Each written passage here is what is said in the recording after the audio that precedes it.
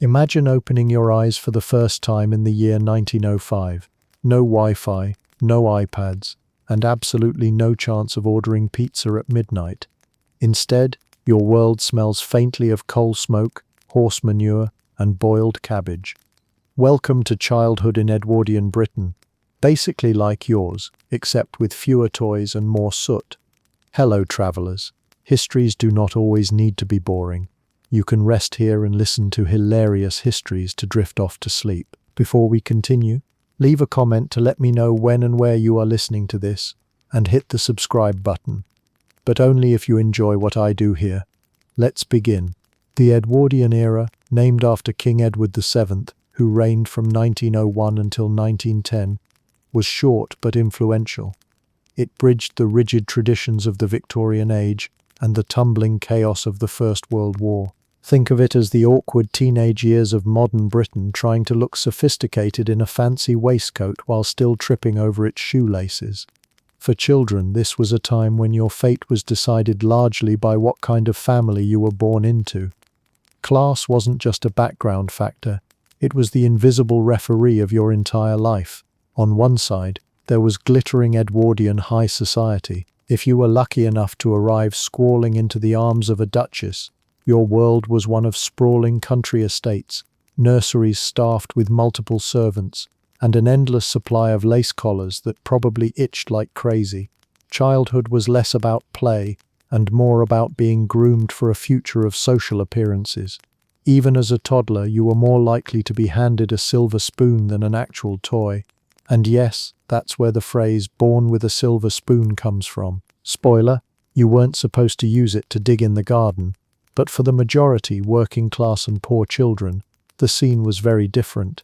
Industrial cities like Manchester, Liverpool and Birmingham were booming, and by booming I mean exploding with smoke, clattering machines and the occasional cholera outbreak.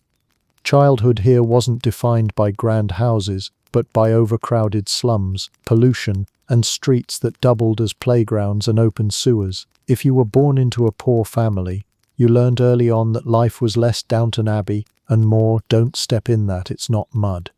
The Edwardian child wasn't just growing up in Britain, they were growing up in the heart of an empire.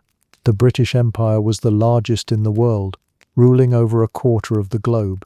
That meant children were steeped in imperial pride almost from the cradle. Boys played at being soldiers marching off to faraway colonies. Girls practiced being the wives and mothers of those soldiers. Maps in schoolrooms were seas of pink, showing Britain's possessions, which looked impressive, though if you asked the average Edwardian child to point to India, they might still aim somewhere near Cornwall. Of course, not every child cared about empire. Many cared more about where their next meal was coming from, or whether they could sneak a game of marbles before being hauled off to bed. But the empire was always there, lurking in the background, a constant reminder that being British meant being part of something supposedly grand and important, even if you were coughing your lungs out from factory smog. If you think the Edwardian era was all horse-drawn carriages and candlelight, think again. This was a period of rapid technological change. The motor car was slowly replacing horses, though horses still left plenty of reminders on the street. Electricity was beginning to light up middle-class homes. Telephones were creeping into offices, and cinema was making its grand debut. For children, these changes were like glimpses of magic. Imagine being used to flickering gas lamps and suddenly seeing an electric bulb turn on like a fairy had just waved a wand. Of course, many poor families didn't experience this magic firsthand. For them, new technology might mean a slightly less leaky roof or second-hand boots that actually matched. But whether you were rich or poor, you were aware that the world was shifting under your feet. Childhood in Edwardian Britain was lived with one foot in the soot-blackened Victorian past and the other in the modern world rushing toward the First World War. Another thing that made Edwardian childhood unique: adults were suddenly paying more attention to it. The late Victorian obsession with morality had given way to new debates about social reform. Were children little angels to be protected, or miniature workers to be put to use? The answer, depending on your family, was often both. Reformers argued that children should be healthy, educated, and cared for. Meanwhile, plenty of families still needed their kids to work in factories or sweep chimneys. Childhood was being redefined, but not everyone got the memo. To put it bluntly, being a child in Edwardian Britain meant living in a world of extremes. You could be pampered by nannies in a mansion or hustled into factory shifts before you lost your baby teeth. Either way, the grown-ups were busy arguing about whether children were the future of the nation or just small, cheap labor units. But even amidst the soot, the stiff collars, and the stern lectures, childhood still found space for laughter. Kids made up games, told jokes, and carved fun out of whatever scraps they had, whether that was a rocking horse with real leather reins or a stick pretending to be one. And that, perhaps, is the most Edwardian thing of all. Growing up in a world that was both rigid and rapidly changing, where your fate was mostly decided the moment you opened your eyes, but your imagination was yours to keep. To be born in Edwardian Britain was a bit like entering a lottery, except instead of winning money, your prize was survival or not. Infant mortality rates were shockingly high, with 1 in every 7 babies not living to see their first birthday in poorer districts. That meant families often didn't even dare name the baby right away, because why get attached if tomorrow the child might be gone? It was the bleakest form of emotional self-defense. Wealthy families had better odds thanks to improved diets and more access to doctors, but germs didn't care about social rank. Even the rich had to light a candle and hope. And in the middle of all this uncertainty, mothers, midwives, and sometimes complete strangers were the ones wrestling with the business of bringing new life into a world that seemed determined to snuff it out. Birth itself was most often a home affair. Hospitals were still seen with suspicion, thought of as places you went to die rather than recover. Unless you were dangerously ill or impossibly wealthy, you were not lying on a crisp white sheet under a surgeon's glare. You were sweating through childbirth in your bedroom, probably with a neighbor, a midwife, or your own mother at your side. And while today we might picture midwives as calm, professional women armed with medical knowledge, the Edwardian midwife could be anything from a skilled veteran to someone who'd just delivered her cousin's baby once and now considered herself qualified. Sterilization wasn't always practiced, hands weren't always washed, and tools could look suspiciously like they had just been used to chop vegetables. The concept of hygiene was only slowly creeping in, meaning many children entered the world already fighting an uphill battle against bacteria they couldn't even pronounce. Pain relief was another issue entirely. Anesthetic drugs existed, but they weren't common in most homes. Chloroform or ether might be used in wealthier circles, and Queen Victoria herself had popularized chloroform decades earlier, but most ordinary mothers went without. Labor was an ordeal endured raw, and the closest thing to numbing the pain was either biting down on a rag or accepting the midwife's offer of gin. Yes, really, the baby sometimes got a drop as well, because apparently nothing says welcome to life like mild intoxication. Infant care in those earliest hours was less about gentle bonding moments and more about making sure mother and baby hadn't died in the process. Once born, the baby's future depended on nourishment, and here the differences between rich and poor showed again. In wealthy families, breastfeeding was often considered unfashionable, even improper for a lady of standing. Enter the wet nurse, usually a lower-class woman hired to feed the baby with her own milk. This arrangement created an entire hidden economy of women who sold their bodily ability to nourish, sometimes neglecting their own children in the process. For the poor, there was little choice. Mothers breastfed if they could, because buying formula or hiring a wet nurse was impossible. If breastfeeding failed, cow's milk or condensed milk might be substituted. Though these were frequently contaminated, spoiled milk was a killer, and no amount of boiling water in a tenement kitchen could guarantee safety. Infant deaths from diarrhea and digestive illnesses skyrocketed simply because feeding alternatives weren't safe. And even if you survived those precarious first meals, you still had to survive the nursery environment itself. In wealthy households, nurseries were often managed by a strict nursemaid.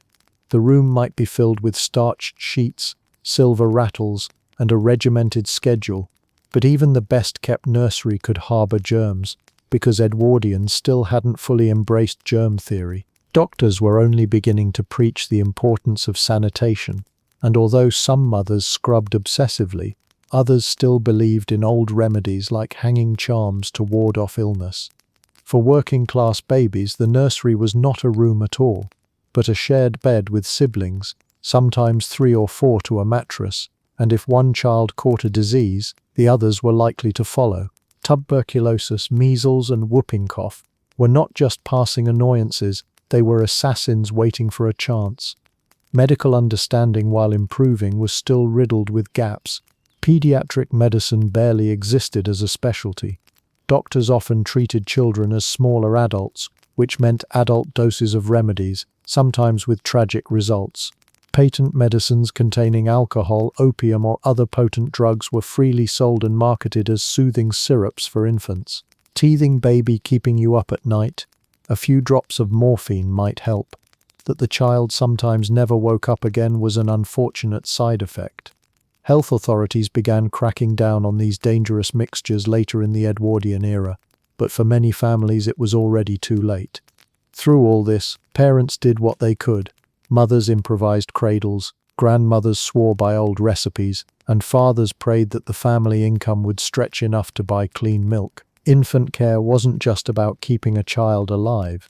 It was about balancing tradition, poverty, superstition, and the occasional quack remedy against the fragile resilience of new life. The odds weren't great, but for every child that survived, there was immense pride and relief. That survival itself was sometimes the greatest achievement of an Edwardian childhood. The humor, grim though it may be, writes itself. If the midwife brought gin, it was for the baby. If the doctor came, he might prescribe opium. If you were wealthy, you got a wet nurse. If you were poor, you got whatever was in the bucket that day. Birth and infant care in Edwardian Britain was less about gently cooing to your newborn and more about running a gauntlet of questionable practices, dubious remedies, and sheer luck. And if you made it past that, congratulations, you were now ready to face the rest of Edwardian childhood, which was somehow both stricter and sillier. If you were born into an Edwardian upper-class family, your early years weren't really your own. In fact, you belonged less to your parents and more to the staff hired to raise you. From the moment you were swaddled in starched linens, your life was under the watchful eye of a nanny, a nursemaid, or both. Parents were distant figures, often glimpsed only at carefully arranged times, usually just before bed when a child was washed, brushed, and presented like a well-polished piece of silverware. You didn't learn to crawl, you learned to curtsy. Childhood in wealthy homes was less about play and more about preparation for the grand stage of society. The nanny was the queen of the nursery. In many aristocratic houses, she held more power over the daily lives of children than the actual mother. Nannies were expected to be firm but not cruel, affectionate but not indulgent. A good nanny kept the child well fed, neatly dressed, and most importantly, silent in public spaces. Children were not supposed to disturb the adult world. If you picture Edwardian nurseries as warm and playful, think again. They were ordered, regimented places where schedules were sacred.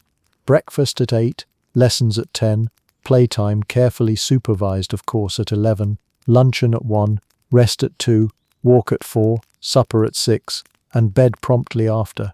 Spontaneity was about as welcome as muddy boots on a Persian rug. Alongside the nanny was the nursemaid, a kind of assistant, often young and lower in status, responsible for running errands, scrubbing linens, or carrying children on long walks. These women were the hands-on labor, while the nanny enforced discipline and set the tone. If you were an Edwardian child of privilege, chances are your earliest bonds weren't with your parents but with these hired caregivers. Some children adored them, others feared them. Either way, your emotional compass was shaped not by your mother's voice, but by the steady, commanding tones of nanny. Manners were drilled in from the cradle. Boys were corrected on how they stood, girls on how they sat. Voices were trained to be soft, words polite, tempers subdued. If a child threw a tantrum, they were met not with indulgence but with strict reprimands. Edwardian society prized self-control. And that extended even to toddlers. Imagine a 2-year-old being scolded for laughing too loudly at the dinner table. It sounds absurd, but in wealthy circles, early childhood was viewed as a rehearsal for future roles in society. Little boys were being groomed for the dignity of officers and statesmen. Little girls were being molded into graceful ladies ready for the drawing room. Play, of course, was allowed, but it was rarely messy. Toys for the wealthy were carefully chosen to reinforce values. A rocking horse prepared a boy for equestrian skills he would need later in the hunt. A dollhouse wasn't just for fun, it was practice for managing servants and furniture one day. Flocks, puzzles, and picture books were meant to be both educational and refined. The idea was to shape miniature adults rather than encourage wild imagination. A child covered in mud shrieking with glee was more likely to be reprimanded than applauded. Play was acceptable, as long as it didn't break the illusion of order. Then there were the lessons, which began shockingly early. Governesses might arrive once a child was old enough to sit at a desk, usually around 4 or 5. They taught reading, writing, and arithmetic, but also French, piano, and proper penmanship. A child's handwriting was not a trivial matter. It was a reflection of class and breeding. Bad handwriting suggested poor discipline, and poor discipline suggested weakness of character, even before they lost their baby teeth. Edwardian children of wealth were already carrying the weight of expectations. Meals in wealthy nurseries were similarly regimented. There was none of the casual grab a snack when you're hungry modern attitude. Food was part of the schedule, served at fixed times, and often bland. Milk puddings, bread and butter, porridge, and lightly cooked meats appeared frequently. Sweets were rare, as indulgence was frowned upon. To be denied dessert wasn't just punishment, it was a daily reality, and if you dared make a fuss about it, the nanny's raised eyebrow alone was enough to silence you faster than any sweet could. Despite the strictness, there was also comfort in routine. Wealthy children didn't have to worry about hunger or cold. Their clothes, while itchy and stiff, were clean and well kept. Their nurseries, though orderly, were warm and safe compared to the overcrowded tenements of the poor. And while discipline was constant, it also provided a kind of structure that many children grew accustomed to. To them, life outside the nursery, with its chaotic adult world, may have seemed far more frightening.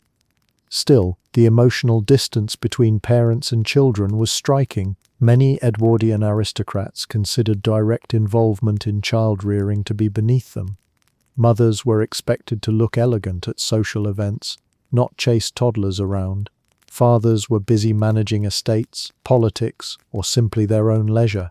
Children might spend hours every day without ever seeing a parent, and when they did, they were expected to perform reciting a poem, playing a song on the piano, or demonstrating impeccable manners. A kiss goodnight from mother was a rare, special privilege, not a daily routine. To modern ears, all of this might sound sterile, even loveless. Yet within these strict environments, bonds still formed. Some children adored their nannies, who could be both disciplinarian and surrogate mother.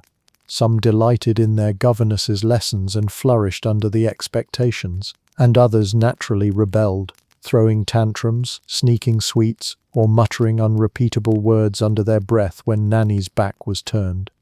Childhood in wealthy Edwardian homes may have been scripted, but children always found ways to improvise. The humor here is both sharp and sobering. You didn't learn to crawl, you learned to curtsy. You didn't learn your ABCs, you learned how to politely request more bread and butter. And heaven forbid you laughed too loudly, because in Edwardian nurseries, joy was only acceptable if it came with proper posture. Childhood was a dress rehearsal for adulthood, staged in miniature drawing rooms with the nanny as director, and the child as the unwilling star. If early childhood in wealthy homes was all about structure and polish, then early childhood in working-class Edwardian homes was all about survival and improvisation. Instead of starched linens and governesses, children here grew up in overcrowded rooms, where the only luxury was finding a spot on the mattress before someone else did. Cramped housing wasn't the exception, it was the norm. Entire families might be squeezed into a single 2-room tenement, with the kitchen doubling as living space, sleeping quarters and laundry area. Babies were tucked into drawers or baskets, toddlers into corners, and older children into beds already occupied by siblings. Multiple bodies under one blanket wasn't cozy, it was necessary. And if someone wet the bed, well, congratulations, everybody knew about it by morning. The parents of these households weren't absent out of choice but out of sheer necessity. Long hours in factories, mills and workshops meant that by the time a mother or father dragged themselves home, exhaustion was the main companion. That left older siblings, often barely children themselves, in charge of minding the babies. The 8-year-old would rock the cradle while also trying to stir a pot of porridge, while the 6-year-old was deputized to keep the toddlers from wandering into the street. Parenting was often passed down like a hand-me-down coat, too big for the child trying to wear it, but worn anyway because there was no alternative. Safety was at best an afterthought. Fires were common in tenement kitchens, where open flames and boiling pots stood within easy reach of little fingers. Staircases were steep and unguarded. Streets were crowded with carts, horses, and the occasional experimental motor car, none of which paid attention to children darting underfoot. Childhood in working-class homes was an obstacle course, and completing it with all limbs intact was something of a miracle. Then there was the matter of food. While wealthy children sat down to carefully scheduled nursery meals, poor children ate whatever was available, if anything was available. Bread, dripping, and weak tea might be all a child had for days.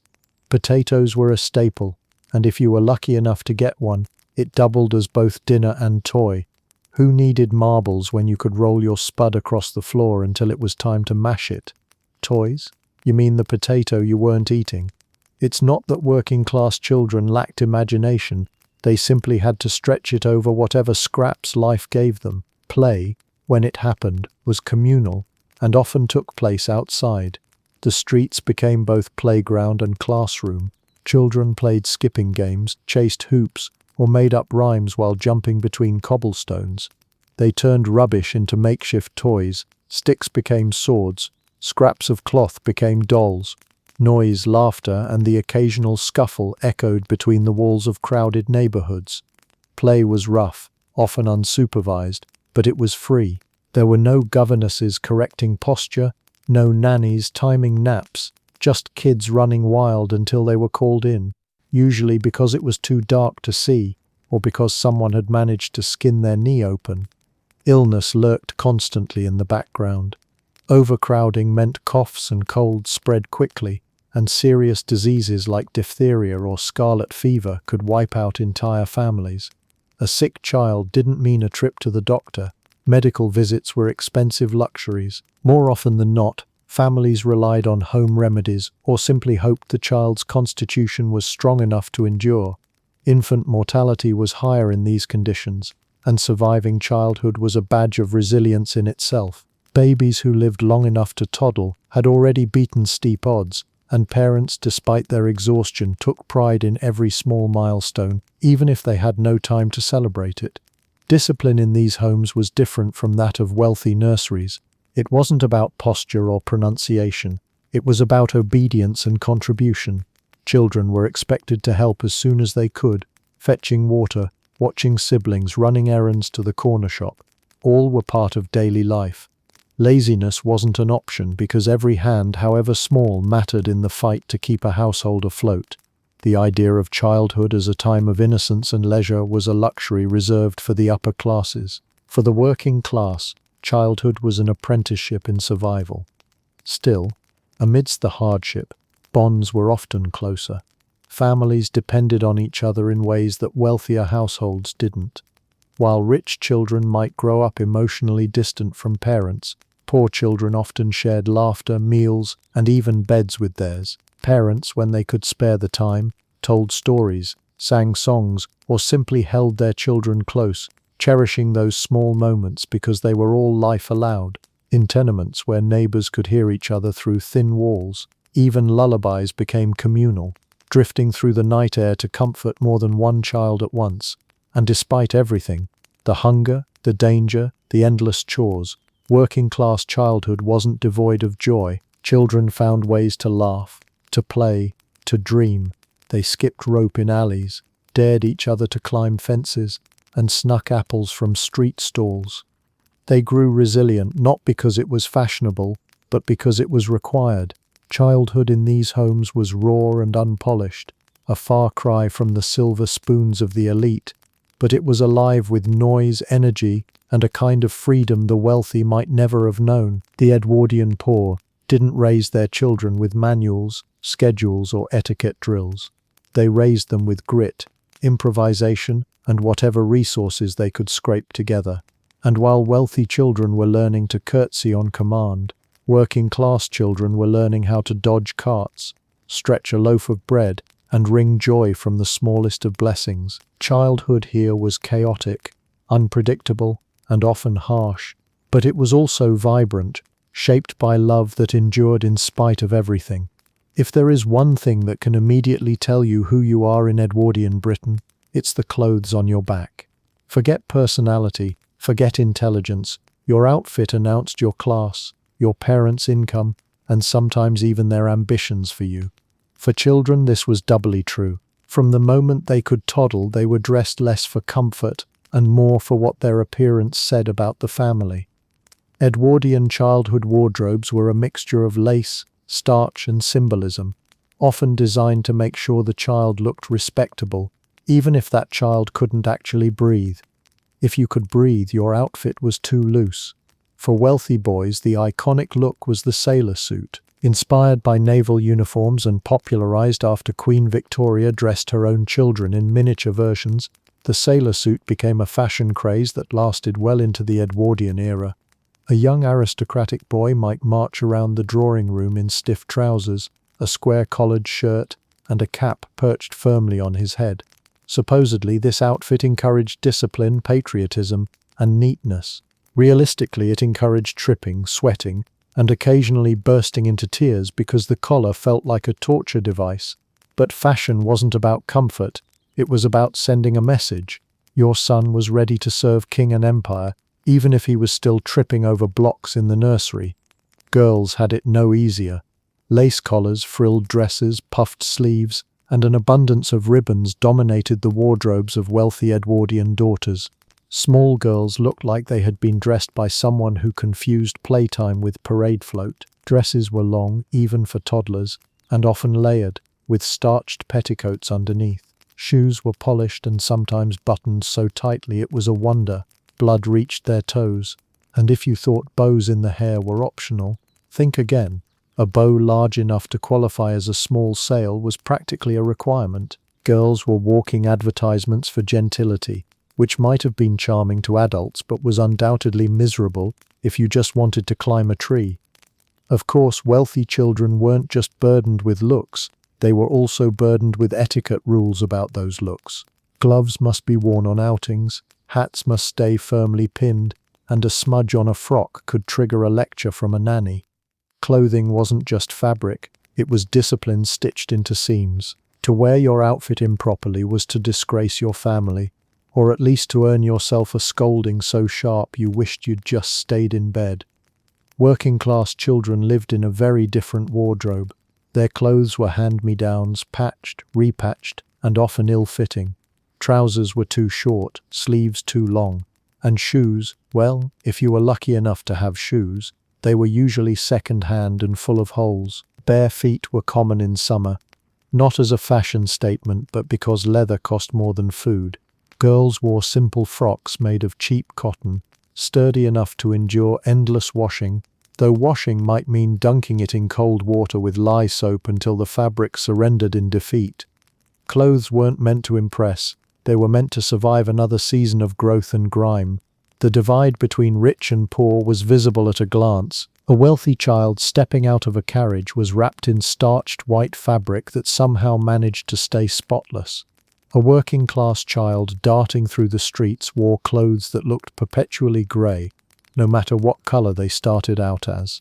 For the poor, clothing was not about display but about practicality, warmth in winter, durability year-round. And yet, even poor families took pride in keeping children as neat as possible on Sundays or special occasions, sending them to church in their best, which usually meant the least patched outfit available.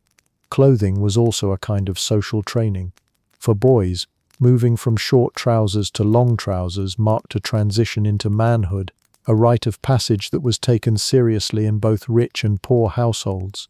For girls, the transition was marked not by trousers but by corsets. Yes, even adolescent girls were introduced to stays and corsetry, laced into garments that promised a graceful figure and delivered restricted breathing.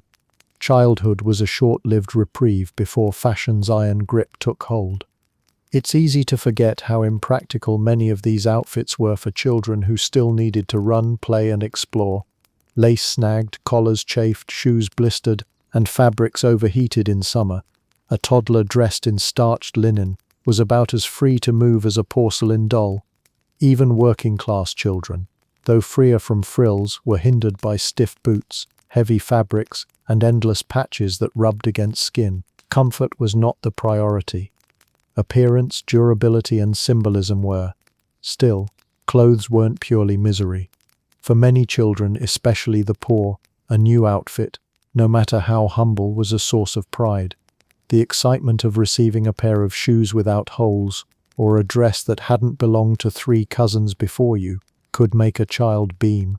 For wealthier children, dressing up in finery could feel glamorous, even if it was itchy. There was always a thrill in being shown off at family gatherings, paraded in ruffles or polished boots like a prized possession. Edwardian children grew up with the knowledge that clothes spoke louder than words. They were the uniform of class, the armor of respectability, and sometimes the barrier between inclusion and exclusion. To be poorly dressed was to be judged, no matter your age. To be overdressed was to be mocked, but also admired. Either way, what you wore shaped how you were seen, and for children who had no say in the matter, clothes were both burden and identity. The humor in all this is painfully obvious. You were barely steady on your feet, yet someone decided you needed a 3-piece sailor suit with 20 buttons. You couldn't even say please properly, but you were trussed up in ribbons like a prize pony. And heaven help you if your petticoat peeked out unevenly. Because in Edwardian Britain, even toddlers weren't safe from fashion critiques. Childhood was short, but the wardrobe was long, stiff, and endlessly judgmental. If childhood in Edwardian Britain could be summed up in one word, it would probably be obedience. Whether you were born into a gilded nursery or a damp tenement, the rules of the day all boiled down to the same principle. Children should be seen, not heard. Adults didn't ask children what they wanted. They told them what to do, when to do it, and precisely how it should be done.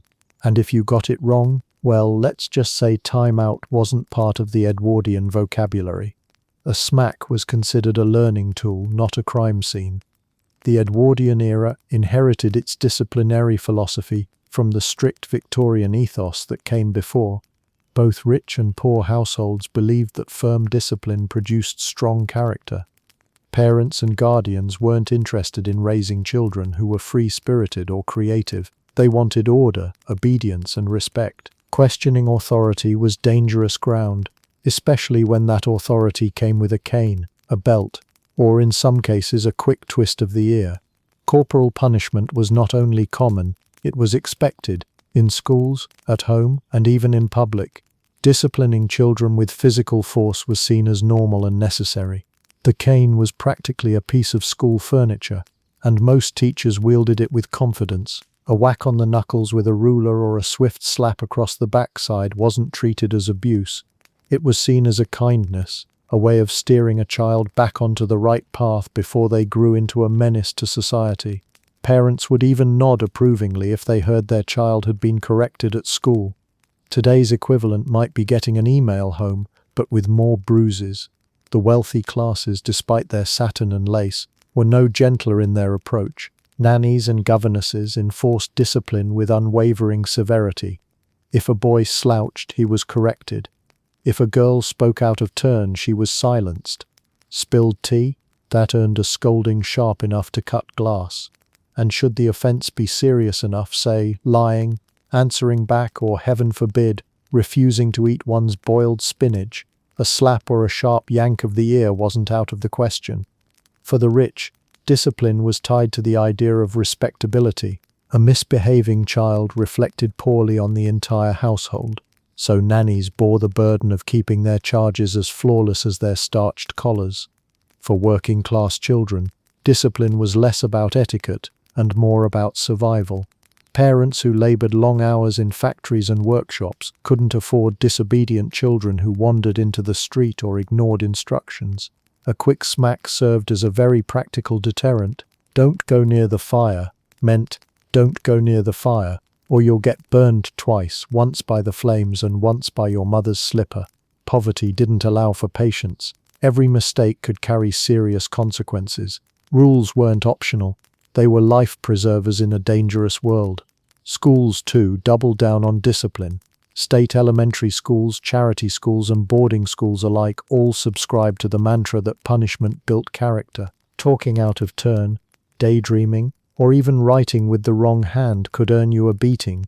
Left-handedness, in particular, was viewed with suspicion, so children who favored their left hand often found themselves forced, sometimes painfully, into using their right. Teachers considered this correction part of their duty, even if it left children frustrated or humiliated. For those who dared to skip school altogether, truancy officers patrolled neighborhoods, dragging reluctant children back to class, where discipline would then resume in full force. What's striking is how universal the acceptance of harsh discipline was.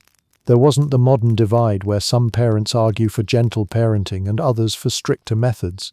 In Edwardian Britain, the argument wasn't whether to punish, but how much and with what. Even religious instruction emphasized obedience.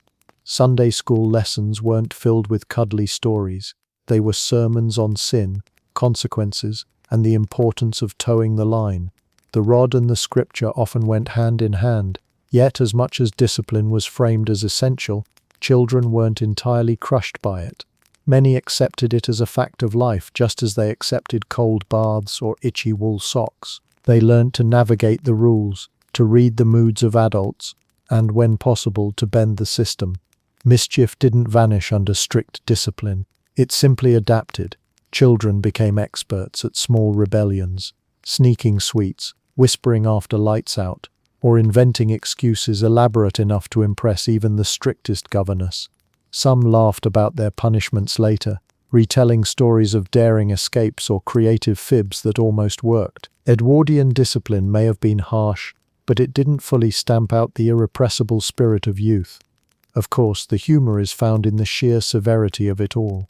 Imagine being smacked for the crime of looking bored, or picture a child trying to sit perfectly straight for hours, only to topple over because their legs fell asleep. The idea that spilled soup could invite the same level of outrage as a genuine act of rebellion makes modern readers both cringe and chuckle. A smack was considered a learning tool, not a crime scene. A sore backside meant you were now wiser, apparently. It's a wonder children survived with any sense of humor intact. But they did, often laughing about strict adults the moment those adults left the room.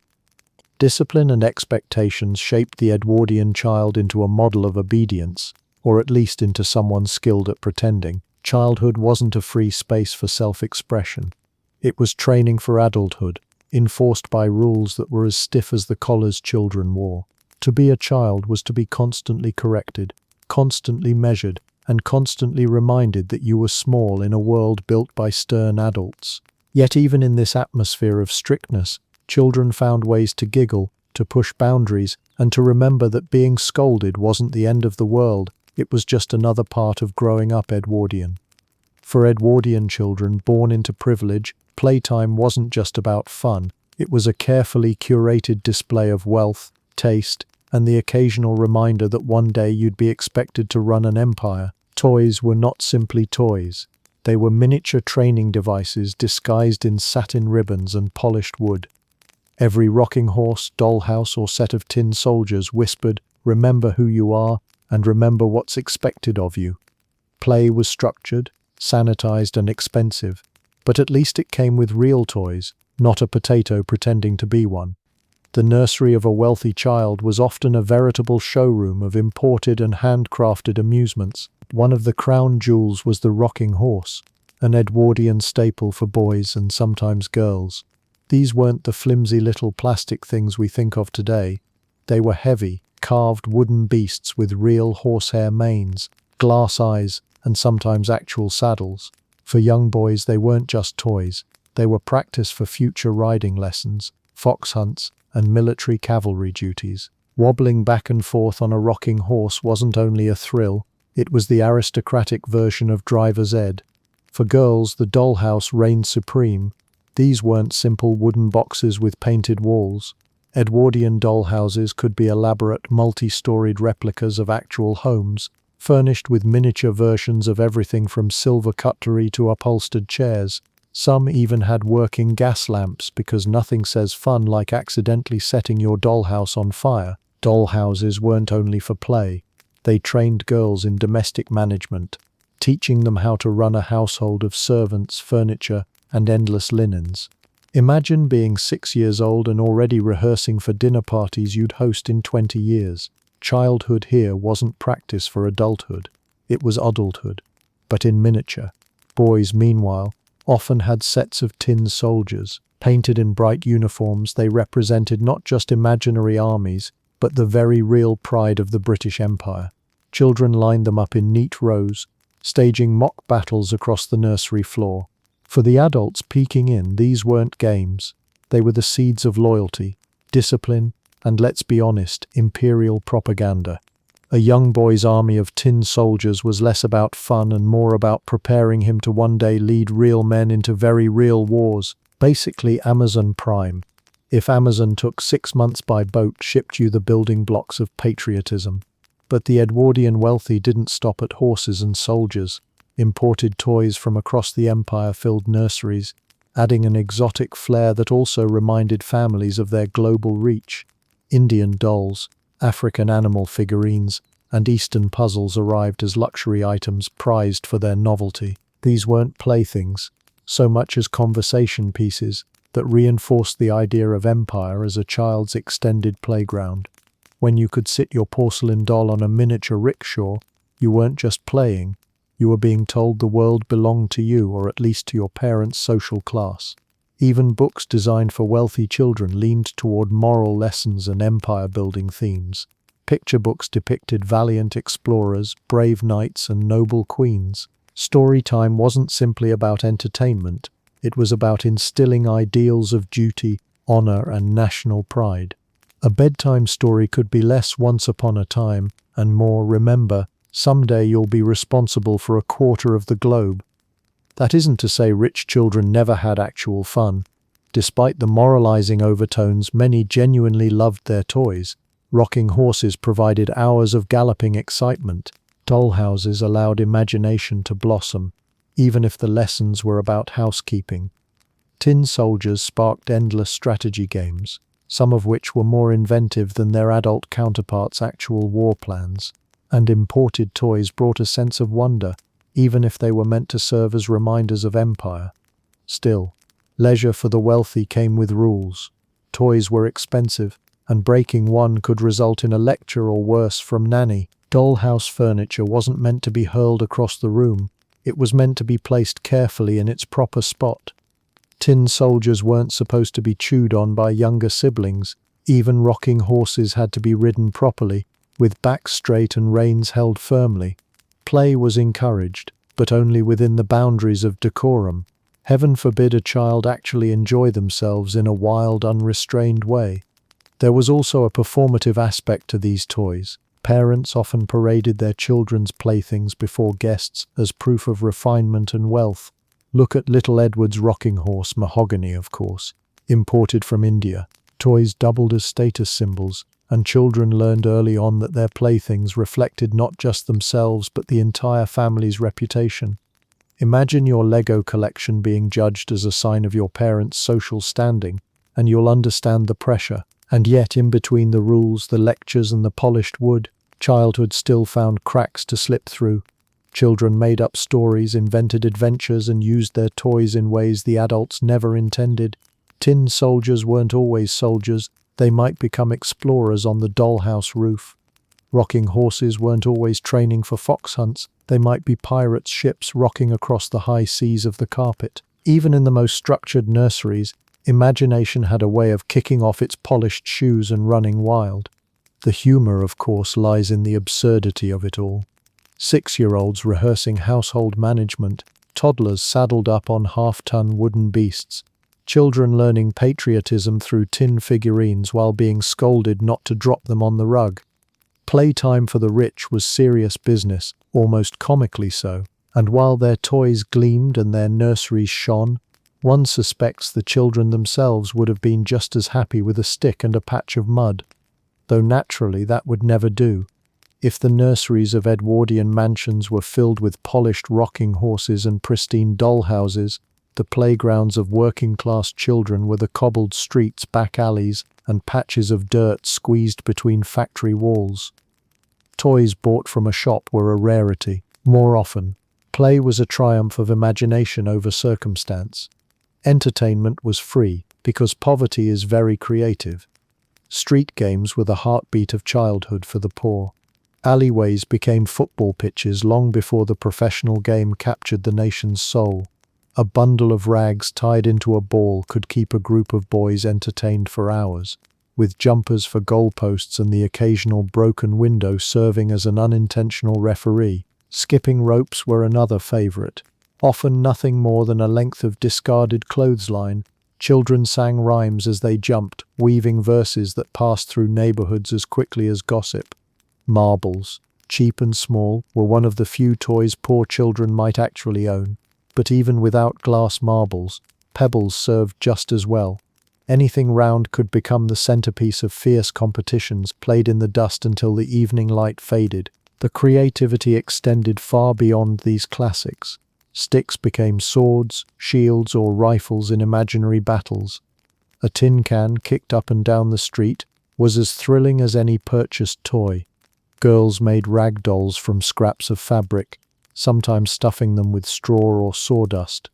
Boys crafted slingshots from bent branches and bits of string, though these often ended in scoldings when windows or chickens became collateral damage. Chalk, if someone got hold of it, could turn any brick wall into a canvas for hopscotch or drawings. Play wasn't about what you had, it was about what you could transform. The streets themselves added drama to the games. Narrow lanes and back courts echoed with the sounds of laughter, shouts, and the occasional argument about whose turn it was. Horses clopped past, leaving steaming obstacles in the middle of the pitch, and carts rattled by, forcing games to pause until danger rolled away. Children were remarkably agile, weaving around adults, dodging vehicles, and reclaiming the street again as soon as it was safe. To modern eyes, it might look chaotic, but to Edwardian children, the streets were their open-air playground. Winter brought its own amusements. Ice and snow turned roads into skating rinks. Though few had skates, children slid across frozen puddles in their boots, racing until one of them inevitably landed face first. Snowballs were cheap missiles, though more than one poor mother sighed as she brushed ice from her child's threadbare clothes. Summer meant chasing each other through the alleys, climbing walls, or sneaking dips into canals and rivers, though these adventures often carried real risks of drowning. Danger was simply part of the fun. There was also a strong social element to these games. Play was rarely solitary. It happened in gangs, clusters, or impromptu groups that formed whenever enough children appeared on a street corner. Rules of games were passed down like folklore, adjusted with every retelling. "You cheated" was a universal complaint, whether about marbles, skipping, or tag. Friendships and rivalries were forged in those chaotic hours of free play, and though fights broke out, they were usually forgotten by the next game. Compared to the stiff etiquette of wealthy nurseries, the play of poor children was wild, loud, and gloriously unstructured. No one told them how to hold their sticks properly, or whether their dolls matched their frocks. No one hovered to correct their posture mid-game. Parents were too busy working long hours to monitor play, so the freedom was immense. Of course, that freedom came with hazards: open sewers, sharp tools left in the street, or industrial yards that looked like adventure lands but could be lethal. Yet, for children who spent their days in cramped tenements, the outdoors offered space to breathe, laugh, and be loud without consequence. Some games were uniquely tied to poverty.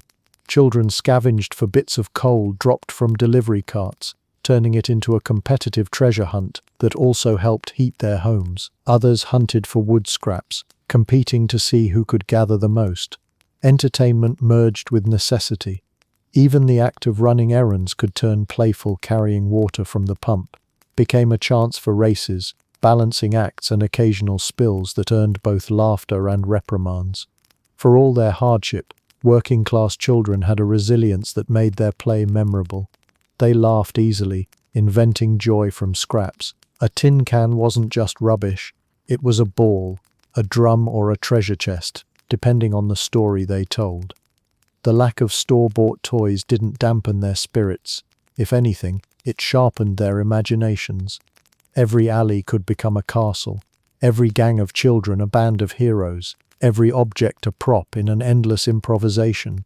And while wealthy children's toys were built to last generations, working-class toys often didn't last the day. Dolls unraveled, sticks snapped, and cans dented beyond repair. But there was always something new to pick up, a new game to invent, or a new joke to share.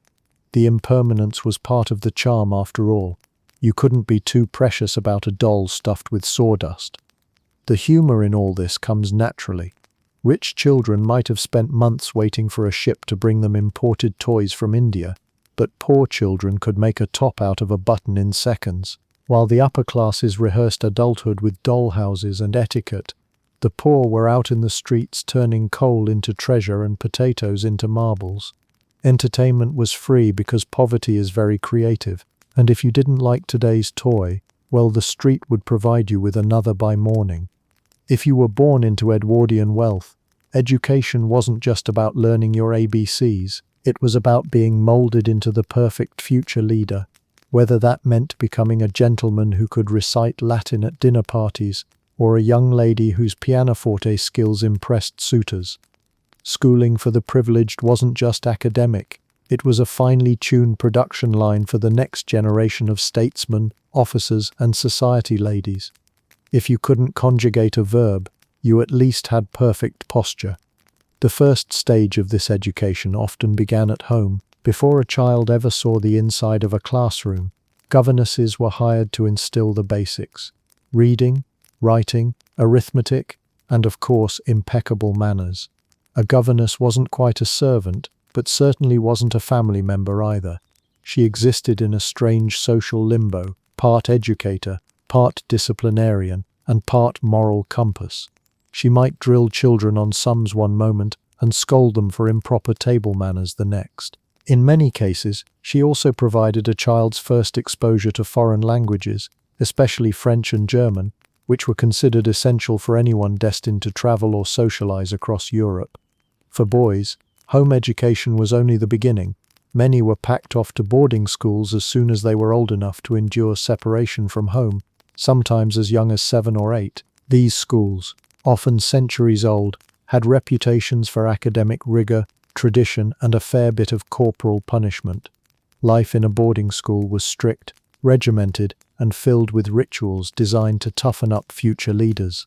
Latin was central, not because anyone expected them to chat with Julius Caesar, but because it was considered the foundation of serious intellectual training. If you could decline a mo amas amat without stuttering, you were considered halfway to being a gentleman. But schooling was not just about books.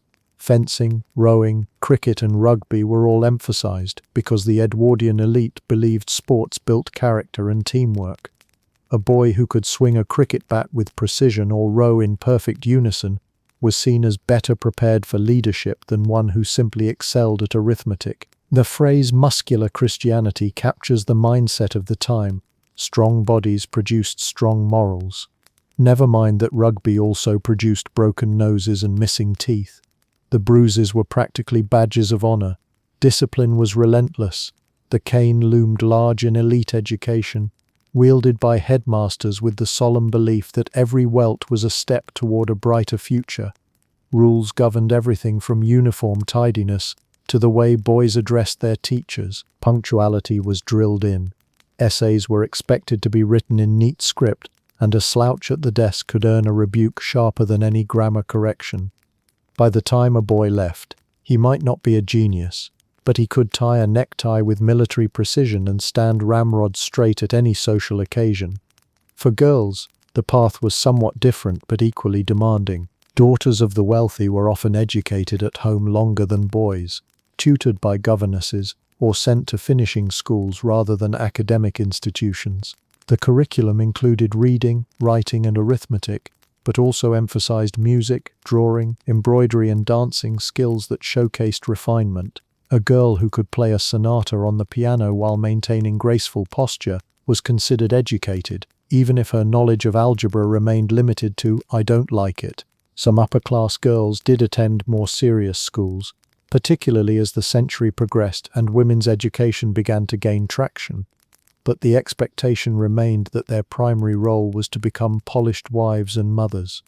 One peculiar hallmark of privileged education was its obsession with classics and history.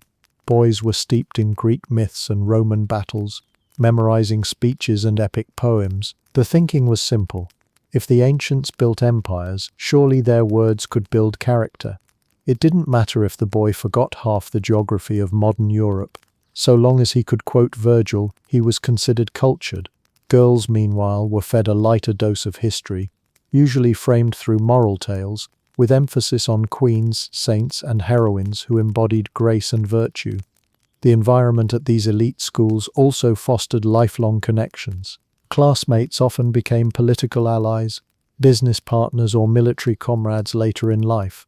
To be educated at Eton, Harrow, or similar institutions wasn't just about learning, it was about joining a network that quietly decided the future of the empire over cricket matches and Latin lessons. Networking started young, and privilege reproduced itself in tidy classrooms decorated with maps of the world shaded pink. Yet, despite all the structure, boredom was a constant companion. Endless conjugations, tedious recitations, and stiff posture weren't exactly thrilling. Many boys and girls doodled in margins, daydreamed through lectures, or invented games to break the monotony. Mischief thrived even in hallowed halls. Stories of pranks, whispered jokes, and secret midnight feasts fill memoirs from the era. It turns out even the most polished Edwardian gentleman began as a schoolboy smuggling sweets into the dormitory. The humor in all this lies in the contradictions. Children were expected to master fencing before they mastered multiplication. They could quote Cicero flawlessly while struggling to find their socks. A governess might spend hours correcting posture, but ignore the fact that her pupil's essay was pure nonsense. And while Latin conjugations seemed essential at the time, most boys probably left school remembering only enough to impress someone at dinner with a dramatic veni vidi vici. If you couldn't conjugate a verb, you at least had perfect posture. Schooling for the privileged in Edwardian Britain was equal parts education, indoctrination, and theatre. It shaped children into the kind of adult society expected, whether they liked it or not. It may not have fostered wild creativity, but it produced leaders who looked the part, spoke the part, and carried themselves with the confidence of people raised to believe the world was theirs to govern. And in many ways it was. If the sons of privilege were being drilled in Latin declensions and fencing footwork, the children of working-class families were being shepherded into far more modest classrooms. State elementary schools, charity schools, and ragged schools sprouted across Edwardian Britain, fueled by education reforms that made school attendance compulsory up to a certain age. But let's be clear, compulsory didn't always mean consistent. For poor children, school was often squeezed into the narrow space between work, hunger, and family obligations. Math lesson interrupted by, "Sorry, sir, the factory horn just rang." The typical working-class classroom was overcrowded, underfunded, and led by teachers who were frequently overworked themselves. Picture a single room with 50 or more children crammed onto long benches, each one clutching a slate and chalk. Desks were rare luxuries, and textbooks were shared, often passed down until the covers fell apart. The walls might be decorated with a faded alphabet chart or a map of the empire, but the real decoration came from the scratches, graffiti, and the faint smell of ink and coal dust that clung to everything. The curriculum was blunt and practical: reading, writing, and arithmetic. These were the so-called 3 Rs, the skills considered essential for turning children into functional workers and citizens. Reading lessons were often repetitive drills, with children chanting aloud in unison until their voices grew hoarse. Writing meant endless practice of neat letters on a slate, while arithmetic involved reciting multiplication tables until they were tattooed into memory. For many children, school was less about enlightenment and more about survival. Learn just enough to read instructions, sign your name, and count your wages without being cheated. Teachers often relied on rote learning, drilling facts into children's heads by sheer repetition. Creativity wasn't encouraged, obedience was. If a child dared to daydream or whisper to a neighbor, a sharp rap on the knuckles with a ruler usually followed. In fact, discipline at school was almost as strict as at home. Corporal punishment was not just allowed but celebrated as a necessary tool. The cane was ever present, and some teachers prided themselves on the speed with which they could restore order to a noisy class. Quiet, or else, wasn't a suggestion, it was the daily soundtrack. Despite the emphasis on discipline, many children still found ways to rebel. They doodled crude drawings on their slates, passed notes when the teacher's back was turned, or invented elaborate excuses for incomplete homework. Some even became class clowns, earning both the amusement of their peers and the wrath of the master. Education may have been serious business, but children were still children, even in the strictest of settings. Attendance was another challenge. While the law said children should be in school until around 12, many left far earlier. Families depended on their labor, and the lure of a wage packet often outweighed the abstract value of long division. Some children juggled both worlds: school in the morning, work in the factory or fields in the afternoon. Teachers grew used to empty benches as students drifted away to earn money, leaving education unfinished. For some, school ended permanently once they could write their name, a bittersweet milestone marking the transition from childhood into wage-earning adulthood. Even so, schools offered more than just reading and sums. They were often the first places where children encountered structured order outside their families. They learned to sit still, to follow rules, and to share space with dozens of peers. Hymns and moral lessons were common, instilling ideas about obedience, honesty, and respectability. Religious instruction, woven into daily lessons, reminded children that good behavior wasn't just about pleasing teachers, it was about pleasing God. A little fear of divine punishment went a long way when the cane didn't suffice. There was also pride to be found in education, however limited. Parents who never learned to read were often thrilled when their children brought home scraps of knowledge. A child who could read a newspaper or help write a letter was an asset to the family. Siblings sometimes crowded around to hear a lesson repeated, turning one child's schooling into a shared resource. Education represented opportunity, however faint, a glimmer that life might be slightly less grueling for the next generation. Still, the reality was often stark. Lessons were interrupted by hunger pangs, by exhaustion from helping at home, or by the simple knowledge that the factory whistle would soon demand their presence. Shoes with holes and threadbare clothes made trudging to school in winter miserable. Ink-stained fingers and sore knuckles were as much a part of the day as reciting tables, and while some children thrived under the structure, many drifted through, learning little before being pulled into the adult world of work. The humor here, as usual, writes itself. Imagine a classroom of 50 children all chanting 2 times 2 is 4, like a choir of little accountants.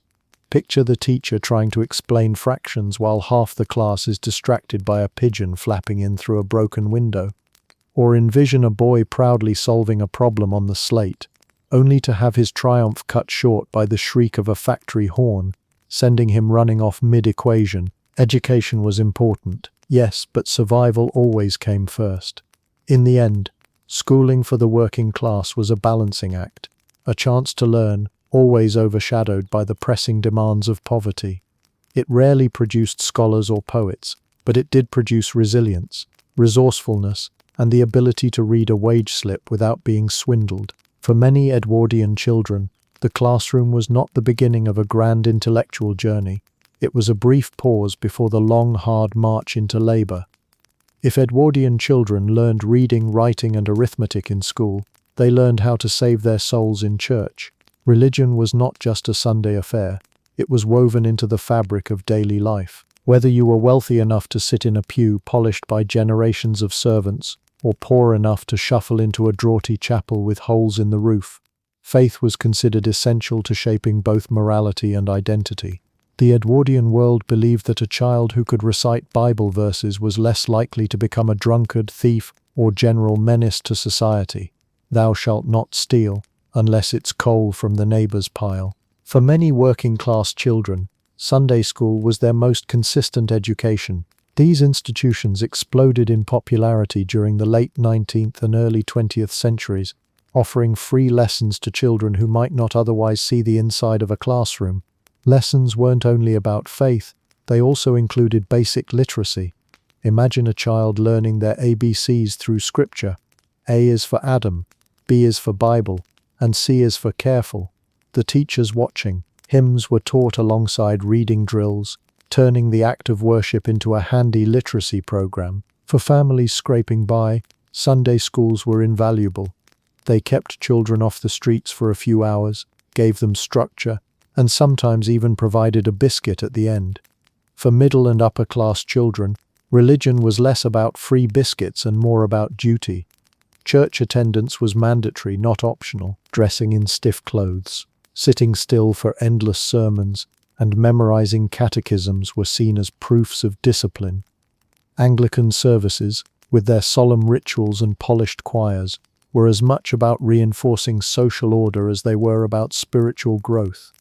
Boys in sailor suits and girls in lace frocks fidgeted their way through sermons, learning the art of appearing reverent while secretly counting the number of hymn verses left to endure. The moral lessons attached to religious education were unrelenting. Stories of saints, martyrs, and biblical figures were used as teaching tools to enforce obedience, humility, and honesty. Disobedience wasn't framed as a minor flaw. It was a slippery slope to eternal damnation. A child who lied about breaking a window wasn't just naughty, they were flirting with hellfire. The fear of divine punishment added extra weight to the cane or scolding they might receive at home or school. Why risk eternal flames when you could simply confess and repent? But it wasn't all gloom. Churches and chapels often hosted festivals, Christmas plays, and harvest celebrations that provided children with rare moments of joy and festivity. Nativity plays allowed boys to play shepherds with crooked staffs, and girls to don angel wings made of cardboard and cotton wool. Hymns were sung with gusto, sometimes drowning out the wheezing of the church organ. These events stitched together communities, offering children cherished memories amid the otherwise rigid routines of faith. Religion also shaped identity in subtle but powerful ways.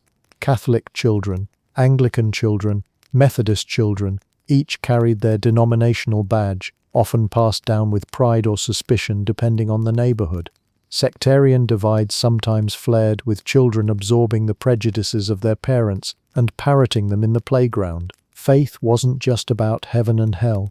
It was also about belonging, loyalty, and knowing which pew was yours and which was forbidden territory. For wealthier families, moral instruction extended beyond Sunday. Governesses and tutors wove religious reading into daily schedules, assigning psalms alongside grammar exercises.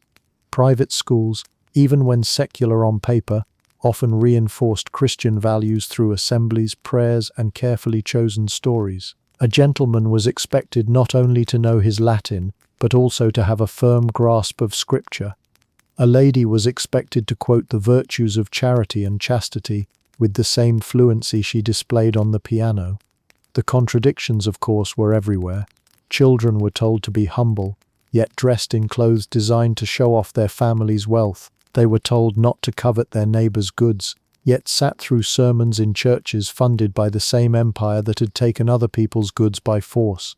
They were taught that honesty was a virtue, yet watched adults bend rules in business, politics, and everyday life. If nothing else, Edwardian children learned that moral lessons were easier to preach than to practice. Still, these lessons stuck. Even children who squirmed through sermons absorbed the rhythms of hymn singing, the imagery of biblical stories, and the rituals of prayer. Religion gave structure to the week, with Sunday serving as both a day of rest and a reminder of responsibilities. It shaped how children thought about right and wrong, even if they didn't always obey. And for many, it offered comfort. The idea that there was meaning beyond the soot, hunger, and strict adults who filled their daily lives. Humor emerges in the sheer earnestness of it all. Imagine a child solemnly swearing to avoid sin, then running outside and immediately swiping an apple from a cart, or the sight of a squirming boy trying to stay awake during a sermon that felt longer than eternity itself. The gap between lofty lessons and everyday reality was often wide, and children knew it.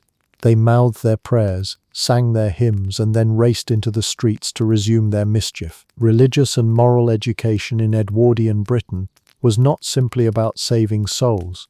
It was about producing obedient citizens, reinforcing class structures, and tying children's identities to a broader moral and national narrative. Whether through catechisms in polished churches or ABCs in drafty Sunday schools, the message was the same: behave, obey, and remember that God is watching. And if that didn't keep you in line, the teacher's cane surely would. If being wealthy in Edwardian Britain didn't guarantee a perfect childhood, it at least guaranteed you had a fighting chance at growing up alive. While working-class children battled malnutrition, disease, and cramped living conditions, wealthy children were treated like delicate plants in a greenhouse, carefully watered, fed, and fussed over, with the added bonus of being sprinkled with the latest fashionable health tonics. Edwardian medicine had one guiding principle: if it tasted like poison, it probably was medicine. Diet was the cornerstone of this privileged upbringing. In grand homes, nurseries were supplied with fresh milk, eggs, and meat, items that poorer families could rarely afford in abundance. A child's breakfast might consist of porridge, toast, eggs, and perhaps even bacon. Lunch and supper included soups, roasted meats, fish, vegetables, and puddings. Food was plentiful, if sometimes bland. Fresh fruit was available, especially for families with country estates, or access to imported produce. Oranges, apples, and bananas became nursery staples, exotic luxuries for the wealthy, but nutritional lifelines compared to the bread and dripping meals of the poor. Hygiene also played a significant role. Wealthy families had the means to keep kitchens relatively clean and to purchase food from reputable suppliers. Milk was delivered daily, often pasteurized or boiled to kill germs. Water supplies were cleaner in affluent districts, and houses boasted better sanitation, reducing the risk of waterborne illnesses. Even the ritual of mealtime reflected this obsession with order. Meals were served at proper tables with linen napkins, silverware, and a hovering nursemaid to make sure young Edward didn't fling peas across the room. But the Edwardians were nothing if not enthusiastic about health fads, and wealthy children were often guinea pigs for the latest theories. One of the most popular was the idea of health tonics, bottles of brown liquid lined nursery shelves, promising to boost appetite, improve digestion, or strengthen the constitution. These tonics often contained alarming ingredients: alcohol, strychnine, or iron salts, that gave them a taste somewhere between bitter metal and despair. Parents swore by them, convinced that a daily spoonful would guarantee vigor. Children, on the other hand, gagged, grimaced, and prayed their nanny might spill the bottle. If it tasted like poison, it probably was medicine. Another craze was cod liver oil. This thick, fishy liquid was spooned into reluctant mouths with the same seriousness as communion wine. Its purpose was to prevent rickets, a bone-softening disease caused by vitamin D deficiency. It worked, but at the price of traumatizing generations of children who never looked at fish the same way again. To make matters worse, Edwardian parents sometimes chased the spoonful with malt extract, a syrupy concoction advertised as strengthening, but often serving only to glue the child's teeth together. Wealthy children also benefited from regular medical attention. Doctors were summoned for ailments that poorer families would have shrugged off as just the cough. Pediatric medicine was still developing, but wealthier households had access to better practitioners who encouraged fresh air, exercise, and cleanliness as part of child health. Sunlight and country air were thought to be essential, so children were bundled off to gardens or seaside holidays to ward off illness. Catching a cold? Off you go to the coast for bracing sea breezes and a dunk in freezing water. This was less about actual medicine and more about the Edwardian faith in nature's ability to cure everything, from sniffles to moral weakness. Meals themselves reflected the class divide. While working-class children gnawed on crusts of bread, wealthy children dined on carefully balanced portions of meat, vegetables, and dairy. Nurseries often had their own kitchens, staffed by cooks who prepared special light meals for children. Porridge was laced with cream, puddings were made with fresh eggs, and meat broths were considered particularly strengthening. If a child appeared pale or thin, the solution wasn't rest, it was more food, delivered with a sense of urgency that bordered on panic. Feed the child was practically the Edwardian cure-all. Yet, despite the abundance, wealthy children weren't immune to illness. Scarlet fever, measles, and whooping cough cut across all classes. What wealth did provide was a cushion, cleaner surroundings, better diets, and quicker access to doctors. Survival rates were higher, but the dangers never fully disappeared. Parents fretted over every sniffle, terrified of epidemics sweeping through nurseries and schools. As a result, the obsession with tonics, oils, and strict diets intensified. The rituals of health extended beyond the dining table. Exercise was carefully prescribed. Wealthy boys were marched around gardens, taken for long walks, or encouraged to ride ponies to strengthen the frame. Girls were allowed less vigorous activity, but were still urged to skip rope, play lawn games, or stroll in the fresh air. Nannies supervised these outings with military precision, ensuring that children absorbed the maximum benefit from every beam of sunlight. If a child so much as sneezed, the outing was either extended for more fresh air or cancelled in favor of hot broth and bed rest, depending on the prevailing medical theory of the day. And then there was hygiene. Baths were more regular in wealthy households, though not always daily. Clean linens, soap, and careful grooming were standard. Nurseries smelled faintly of carbolic soap, lavender, and the ever-present whiff of cod liver oil. Nannies prided themselves on presenting spotless children, their hair brushed, nails trimmed, and faces polished until they shone like porcelain dolls. Cleanliness was not just about health, it was about respectability. Humor, of course, hides in the excess. Imagine being 5 years old and facing down a spoonful of oil that smelled like dead fish, while your nanny promised it would make you strong, or picture a child solemnly sipping tonic with strychnine in it, their parents nodding approvingly as though this bitter sludge was liquid gold. Edwardian wealthy children may have eaten better than their poorer peers, but they also endured enough medical experiments in the name of health to make modern kids grateful for gummy vitamins.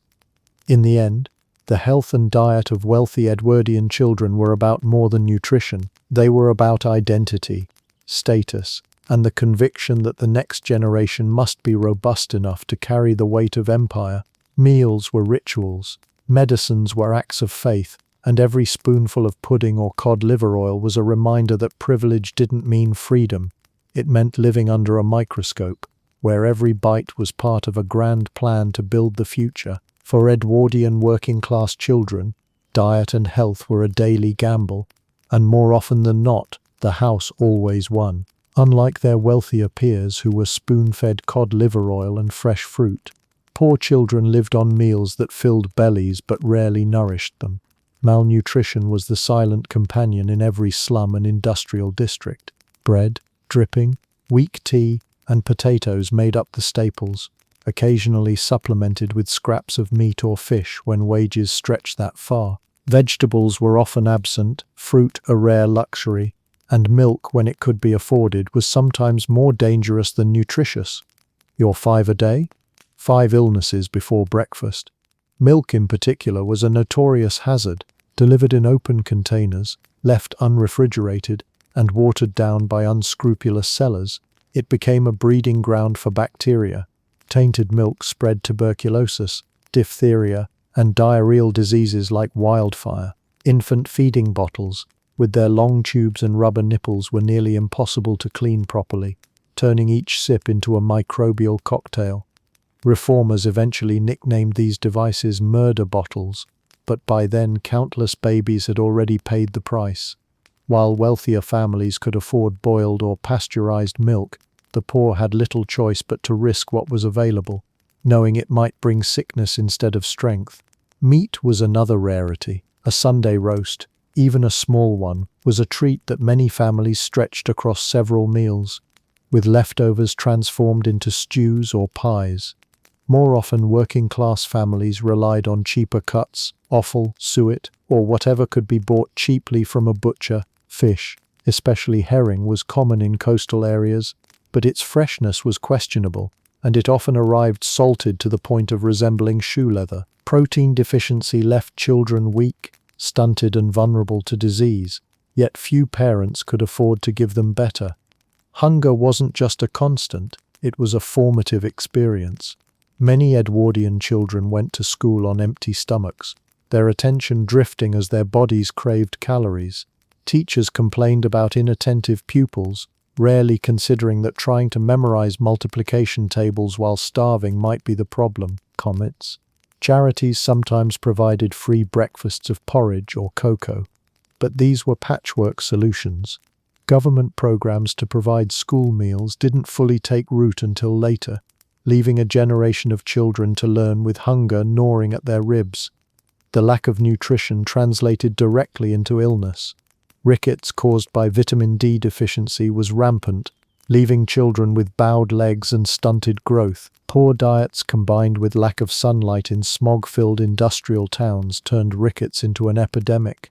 Tuberculosis thrived in cramped, damp homes, where malnourished children's immune systems were too weak to fight back. Diphtheria, scarlet fever, and measles swept through neighborhoods, killing thousands. For a working-class child, sickness wasn't an occasional setback. It was a regular guest at the table, one that often refused to leave. Access to doctors was limited. Medical fees were often beyond the means of struggling families, so home remedies, superstition, or simply waiting it out were the usual responses. A cough might be treated with honey and vinegar, a fever with cold cloths and prayer. Patent medicines sold cheaply in corner shops promised miracle cures but often contained more alcohol or opium than actual medicine.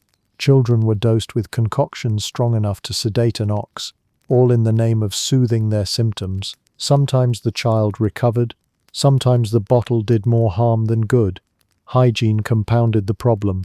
Families without proper sanitation lived with overflowing privies, contaminated water and vermin. Soap was used sparingly, and baths were infrequent luxuries, especially in households where hot water required hours of labor to heat. Dirt clung to children's skin, clothes and lungs, inviting infections and parasites. For poor children, illness wasn't just likely, it was practically guaranteed at some point, and often repeatedly. Yet, even in the face of these challenges, survival bred resilience. Children adapted to hunger by becoming resourceful. Scraps of food were shared among siblings, and older children often scavenged for coal or edible bits from rubbish heaps to ease the burden at home. Neighbors, too, sometimes pitched in, feeding hungry children with whatever they had spare. Community bonds, forged in hardship, became a lifeline when illness struck or food ran out. There was also a grim pragmatism in how families faced childhood illness. With high mortality rates, some parents delayed naming children until they were sure the child would live past infancy. Death was a familiar shadow, and while every loss was mourned, it rarely came as a surprise. Families hardened themselves, not out of cruelty but as a defense against heartbreak repeated too often. Still, poor children found ways to laugh even in sick rooms. They played marbles with pebbles while coughing, or made jokes about watery soup as if to rob it of its misery. Humor became a kind of medicine, one that didn't require payment or risk contamination. Poverty might have robbed them of fresh fruit and safe milk, but it couldn't strip away the ability to find light in the darkest circumstances. The humor today is both tragic and sharp. Imagine being told your bones were bending because you hadn't seen the sun through the factory smog. Picture children chanting hymns about health and strength at Sunday school before returning to tenements crawling with disease, or the absurdity of patent medicines that promised to cure all ailments but mostly just made everyone woozy. For poor Edwardian children, health was a daily gamble played on an empty stomach. Your 5 a day? 5 illnesses before breakfast. In the end, health and diet for working-class Edwardian children were less about careful planning and more about desperate improvisation. Meals were meager, diseases rampant, and medical care distant. Yet through sheer resilience, many endured, carrying scars in their bodies and stories in their memories. Their survival wasn't guaranteed, but when it happened it was nothing short of remarkable, a testament to endurance in a world stacked against them. If there's one thing that united Edwardian children across the class divide, it was that life demanded something from them, though what it demanded varied wildly depending on whether you were born under a chandelier or under a leaking roof. Childhood wasn't a prolonged holiday from responsibility. It was training, obligation, and for the poor, outright labor. Forget the idea of a neat little job chart stuck to the fridge with gold stars for effort. Your job chart wasn't on the fridge, it was your life. In wealthy households, chores came disguised as training. Children were gently introduced to the idea of responsibility through etiquette drills and symbolic tasks. A young girl might be asked to pour tea gracefully during nursery lessons, while a boy could be encouraged to feed the family dog, always under the watchful eye of the nanny, who made sure the task was carried out with the appropriate level of poise. Boys were taught to polish their shoes or fold a handkerchief properly, while girls were expected to sew small samplers or mend a doll's dress, all in preparation for managing grander responsibilities later in life. These weren't chores in the practical sense. No wealthy child was expected to scrub a floor or haul coal. Instead, they were exercises in refinement. A daughter was praised for keeping her gloves spotless, a son for arranging his books neatly on a shelf. Everything was about cultivating order and decorum. Chores were symbolic rehearsals for the larger roles they would one day play as masters and mistresses of estates. Even when they were helping, wealthy children were essentially performing responsibility without being crushed by it. The butlers, maids, cooks, and scullery workers did the real heavy lifting. For working-class children, by contrast, responsibility was immediate and often backbreaking. From a young age, they were expected to contribute to the household's survival. Chores were not symbolic gestures but essential tasks, carrying water from pumps, fetching coal, minding younger siblings and scrubbing dirty linens. An 8-year-old might be left in charge of 3 younger brothers and sisters, while their parents worked 12-hour shifts at the factory. A 10-year-old could spend hours queuing at the butcher's or pawnbroker's, balancing errands with the constant threat of losing the family's precious coins. Childhood for the poor wasn't about practice, it was about labor from the start. As they grew older, responsibilities grew heavier.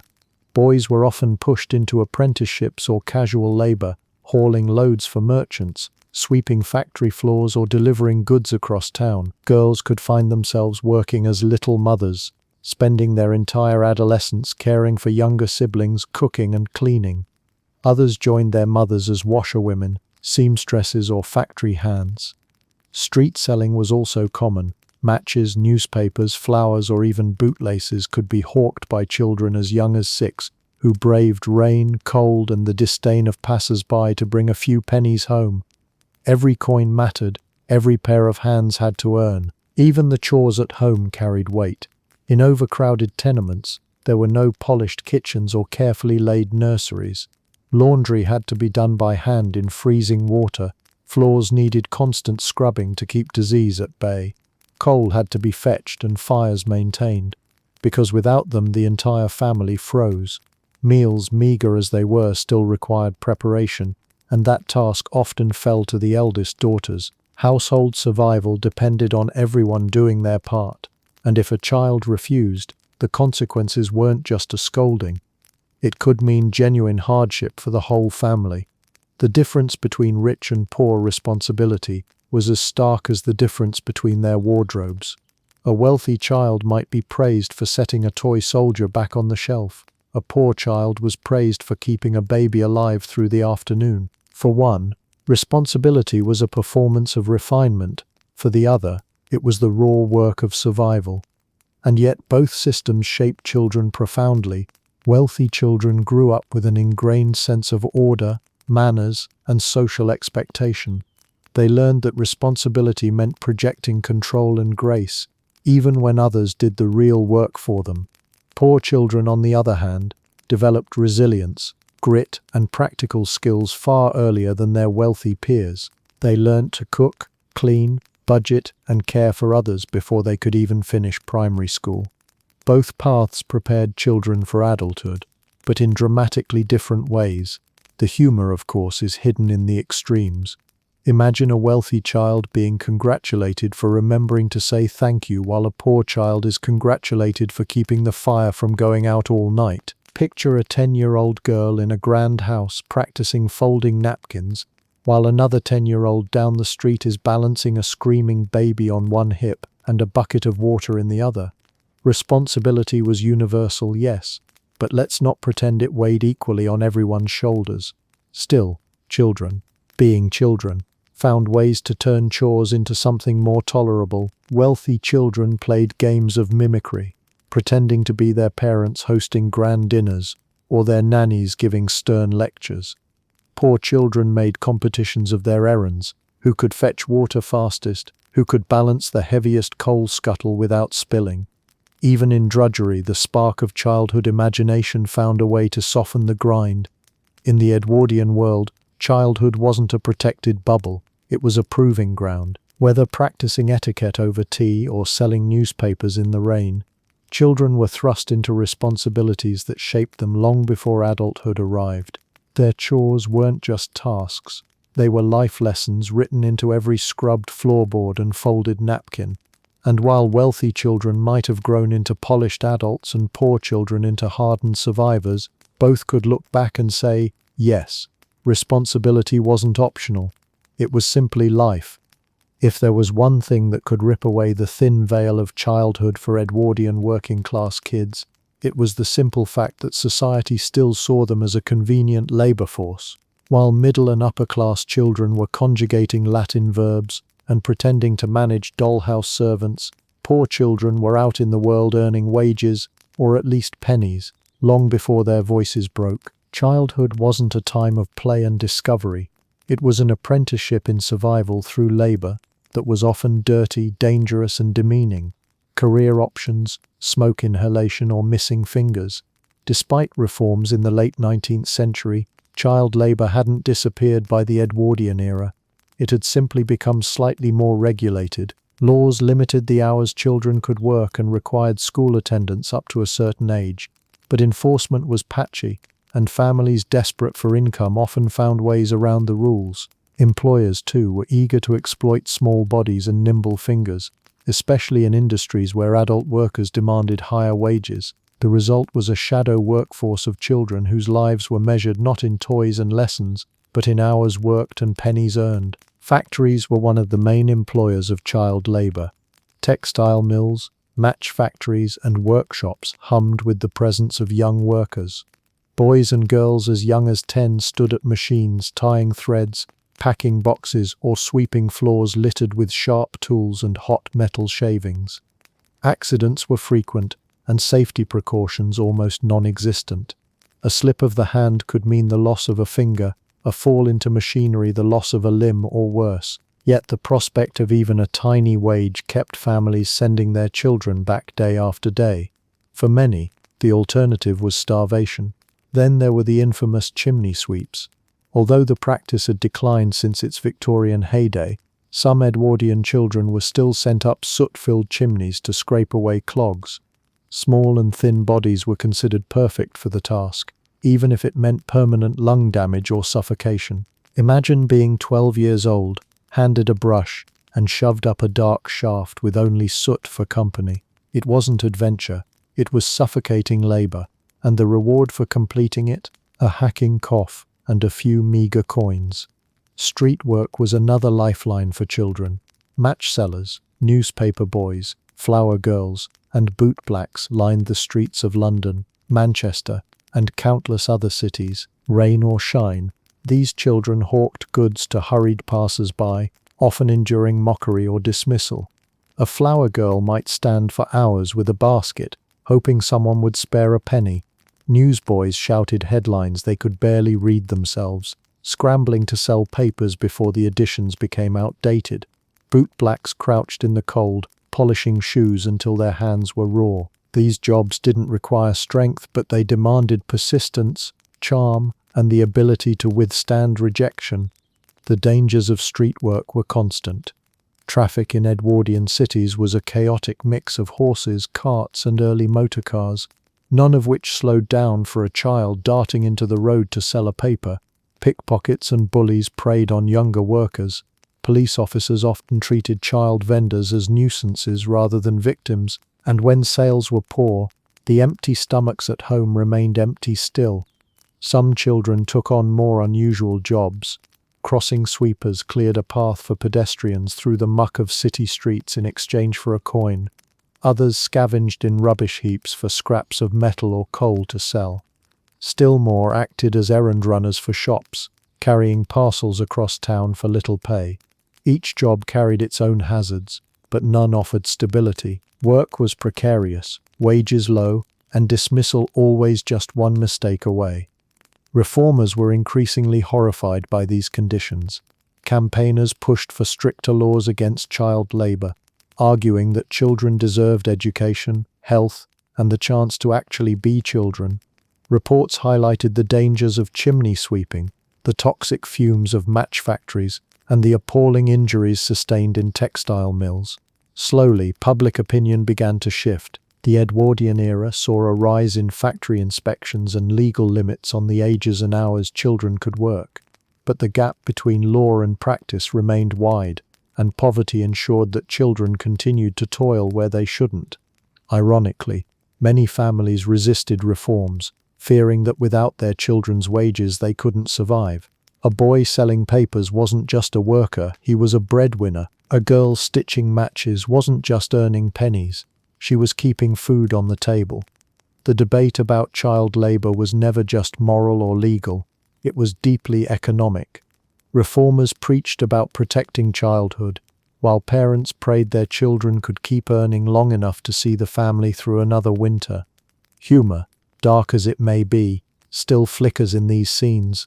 Picture a classroom suddenly emptying because the factory whistle blew, half the pupils abandoning arithmetic mid-sum. Or a child boasting about their career as a chimney sweep, only to cough so hard they nearly fall over. Or the tragic comedy of a match seller shouting "Buy matches, keep warm," while shivering on a freezing street corner. Childhood was often absurdly harsh, and sometimes the only way to describe it is with grim wit. Child labor and street work defined the Edwardian working-class childhood as much as play or family life did. It was exhausting, dangerous, and often unfair, yet it was also a reality that millions of children endured.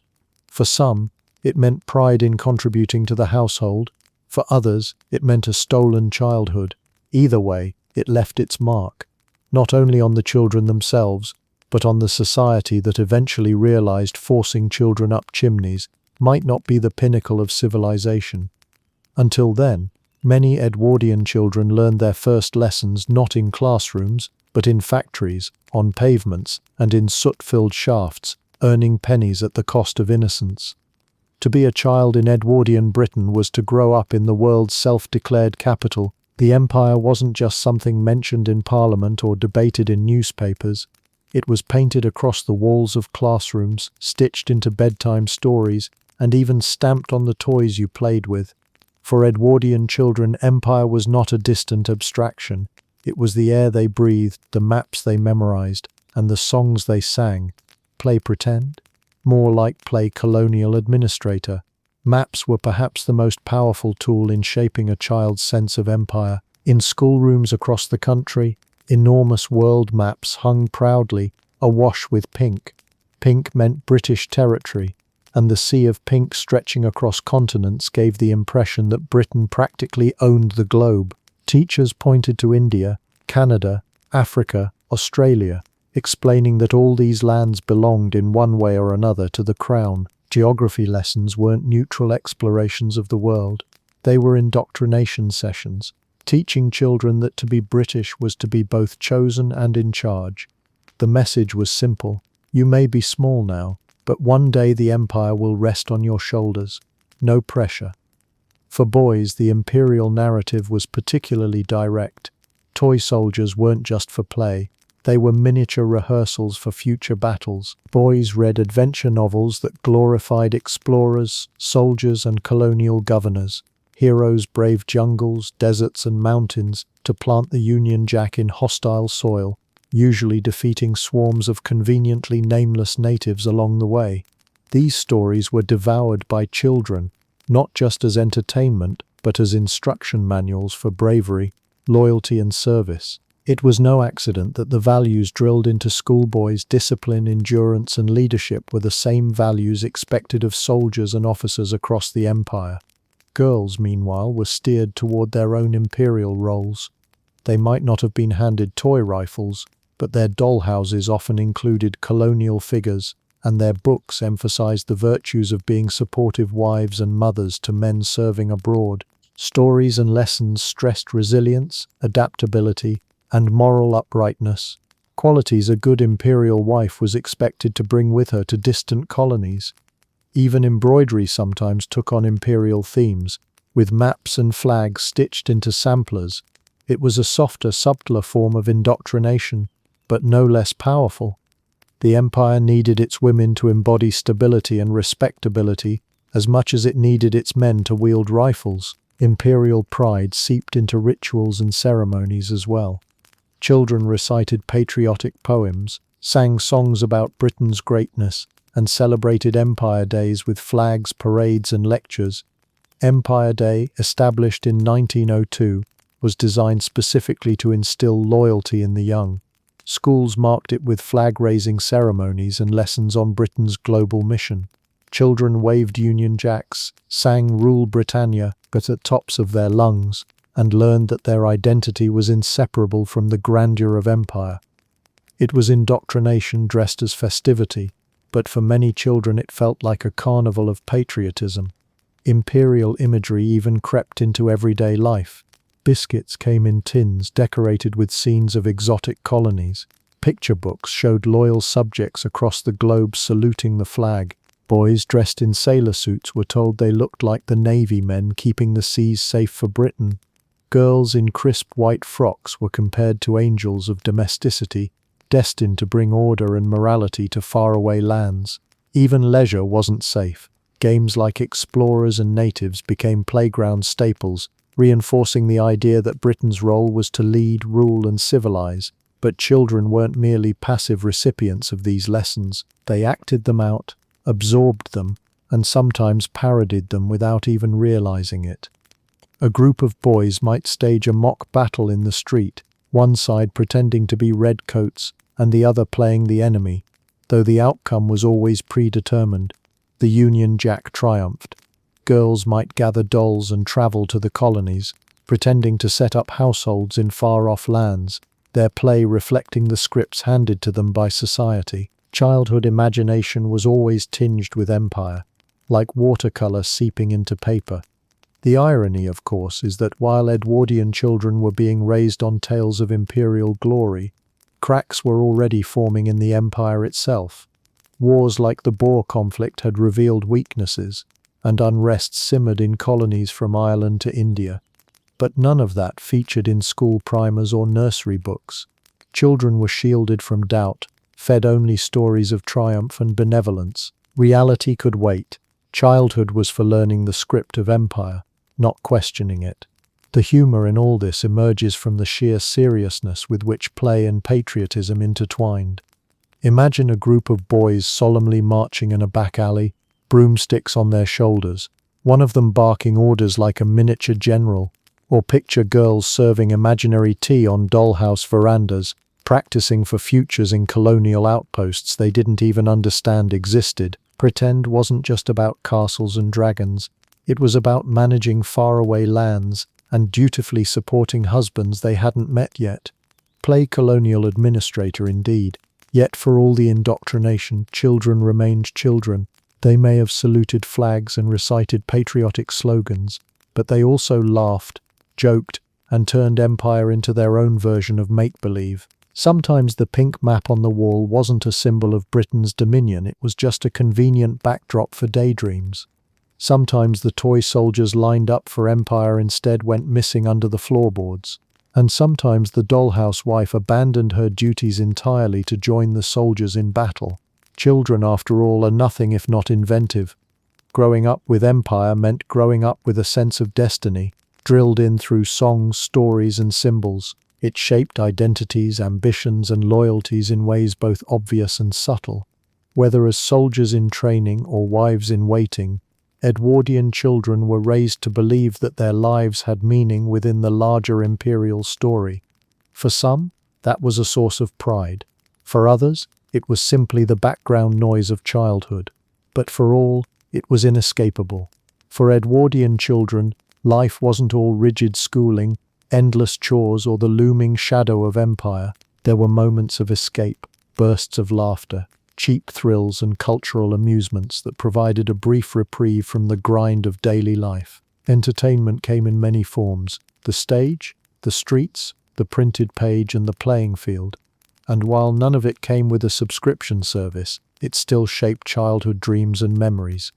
Your version of Netflix buffering was the pianist losing the sheet music. Let's begin with pantomimes, a peculiarly British blend of theatre, slapstick, and sheer chaos.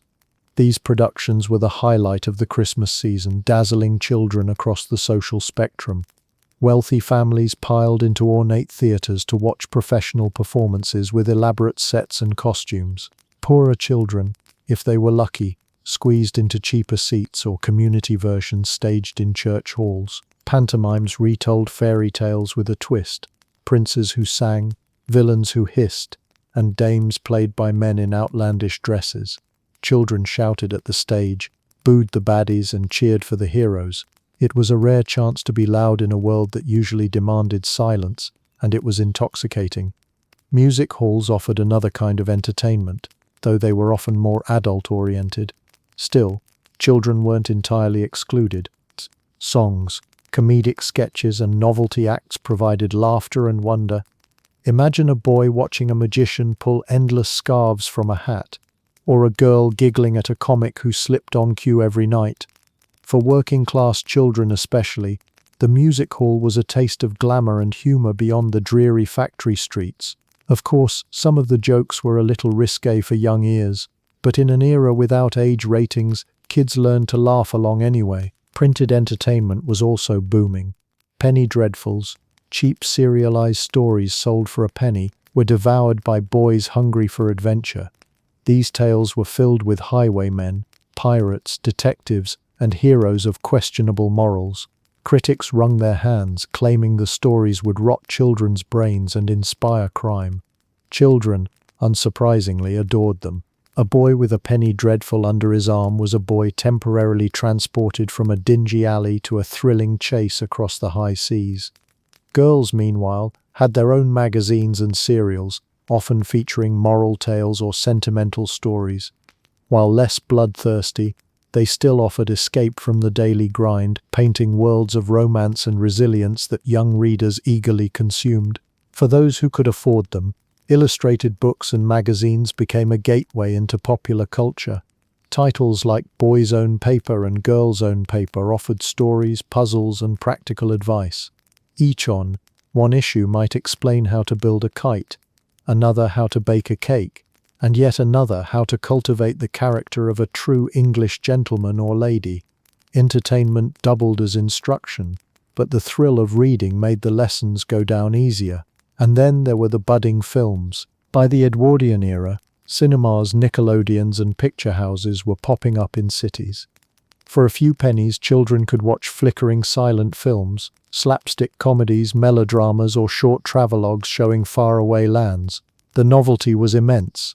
To see moving pictures on a screen felt like magic, even if the projector sometimes jammed or the pianist accompanying the film lost track of the score.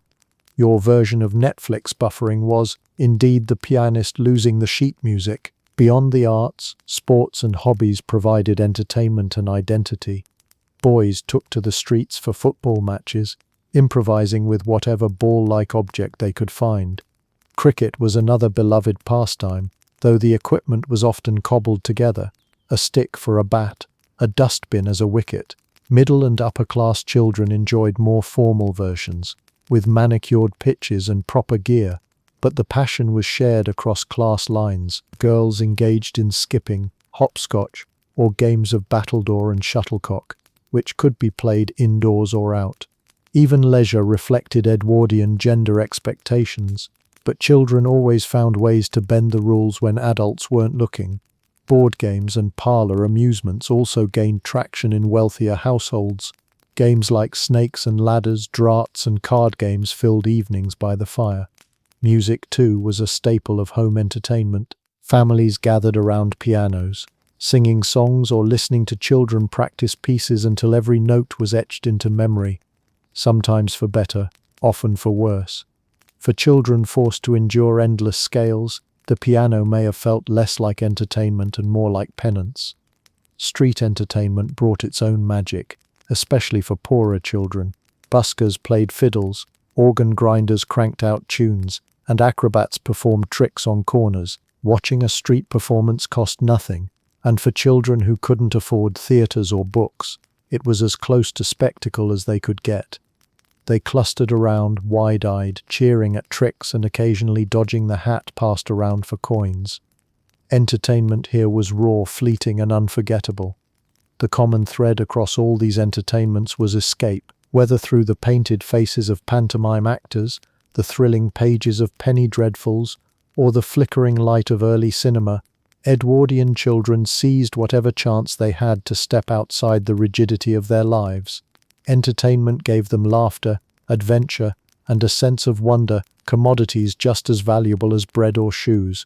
And of course, the humor is baked into the details. Imagine a boy completely entranced by a melodramatic villain twirling his mustache, only for the reel to snap mid-scene, or a group of children reciting penny dreadful dialogue with exaggerated flair in the street, pretending they were pirates, or a family's entertainment devolving into watching a child struggle through a piano recital that made even the dog howl. Entertainment wasn't polished, it wasn't seamless, and it wasn't guaranteed, but when it worked it made Edwardian childhood a little brighter. Entertainment and popular culture in the Edwardian era might look primitive to modern eyes, but for the children who lived it, it was magic. It gave them laughter, stories, and dreams, tiny windows into worlds bigger than the one they knew. Whether in the glittering theaters or the grimy back streets, entertainment reminded them that childhood wasn't just about rules and responsibilities, it could also be about joy. If everyday life for Edwardian children was dominated by school lessons, chores, or the looming pressure of duty, holidays and outings offered a precious breath of freedom. These excursions, whether a family trip to the seaside, a picnic on a grassy field, or a stroll through a bustling fairground, were some of the most eagerly anticipated events of childhood. And while opportunities for leisure were not distributed equally across the classes, the excitement was universal. Sand in your shoes was the least of your health concerns. The seaside was perhaps the quintessential Edwardian holiday destination. Thanks to the growing popularity of railways, even working-class families in industrial towns could occasionally scrape together enough for a day trip to the coast. Trains stuffed with children, baskets of food, and a general air of giddy anticipation rattled toward destinations like Blackpool, Brighton, or Margate. For many children, the sight of the ocean was nothing short of miraculous. A vast expanse of water unlike anything they had ever known in their soot-stained streets. Seaside entertainment varied by class. Wealthy families might rent private bathing huts, complete with striped canvas awnings and attendants ready to wheel them discreetly into the water for a proper dip. Children splashed under supervision, collecting shells or building elaborate sandcastles that matched the stately homes they'd left behind. For the working class, the experience was far more chaotic and wonderfully messy. Families poured onto the sands, children ran straight into the surf fully clothed, and beach balls and skipping ropes flew through the salty air. Nobody worried about decorum, just about catching the train home without losing half their brood along the pier. The Edwardians, obsessed with health fads, also believed in the therapeutic power of the seaside. Salt air, cold water, and sunshine were touted as cures for everything from weak lungs to melancholy. Parents dunked shivering children into icy waves with the conviction that this misery was medicinal. "It builds character" was the general refrain, though the children, blue-lipped and goose-pimpled, might have disagreed. Still, the seaside meant laughter, freedom, and sticky fingers from too many sticks of rock candy. Not every holiday involved the beach. Picnics were another popular outing, especially for middle and upper-class families with access to gardens, parks, or countryside estates. Hampers brimming with sandwiches, pies, cakes, and lemonade were packed with the precision of military campaigns. Children sprawled on blankets, nibbling treats between games of tag or hide-and-seek. For wealthy families, picnics were staged displays of leisure, with parasols, china plates, and carefully chosen outfits that inevitably attracted grass stains. For poorer families, picnics were humbler affairs: bread, cheese, maybe a bottle of ginger beer, but no less joyful. Eating outdoors in fresh air away from crowded homes felt like a luxury in itself. Fairs and traveling shows added another layer of excitement to Edwardian childhood. Town fairs erupted with color, sound, and chaos, offering games, rides, and food stalls that dazzled the senses. Children were entranced by steam-powered merry-go-rounds, brightly painted wagons, and the smell of roasted chestnuts or fried fish. Penny games promised impossible prizes, and though most were rigged, the thrill was in the trying. Sideshows advertised everything from performing animals to exotic curiosities, and children gawked at sights that blended wonder with absurdity. For many, a trip to the fair was the highlight of the year, a whirl of lights, music, and sticky sweets that lingered in memory long after the tents had vanished. For working-class children, holidays were fewer and further between, but all the more treasured for their rarity. Even a half-day off work or school could be transformed into an outing: a walk to the park, a paddle in the local stream, or a chance to watch a brass band play in the town square. Public holidays like Whit Monday or the August bank holiday saw cities empty into green spaces, where thousands gathered for games, music, and sheer relief from routine. Children tumbled through fields, gobbled buns from street stalls, and collapsed in heaps of laughter as fireworks lit the night sky. Of course, there were hazards. Seaside safety measures were minimal, and drownings were tragically common. Food at fairs was not always prepared under the cleanest conditions, leading to stomachaches that cut outings short. Sunburn, insect bites, and the general chaos of keeping large families together added their own challenges. Yet even with these risks, outings were remembered fondly. The discomforts, the sand in sandwiches, the long train rides, the blisters from cheap boots became part of the adventure. Children naturally squeezed every drop of joy from these occasions. They ran wild on beaches, begged for extra turns on rides, and played until exhaustion claimed them. For many, outings provided some of their happiest childhood memories. They represented rare moments when life wasn't about duty or deprivation, but about fun, pure, simple, and unmeasured. The humor is easy to spot. Imagine a child triumphantly carrying home a goldfish won at a fair, only for it to die before the train journey ended, or the sight of a primly dressed Edwardian girl trying to maintain her dignity while her hat flew off into the sea, or families attempting to eat elegantly on picnic blankets, only to find wasps had been invited as unannounced guests. Holidays weren't polished or perfect, but that was exactly what made them memorable.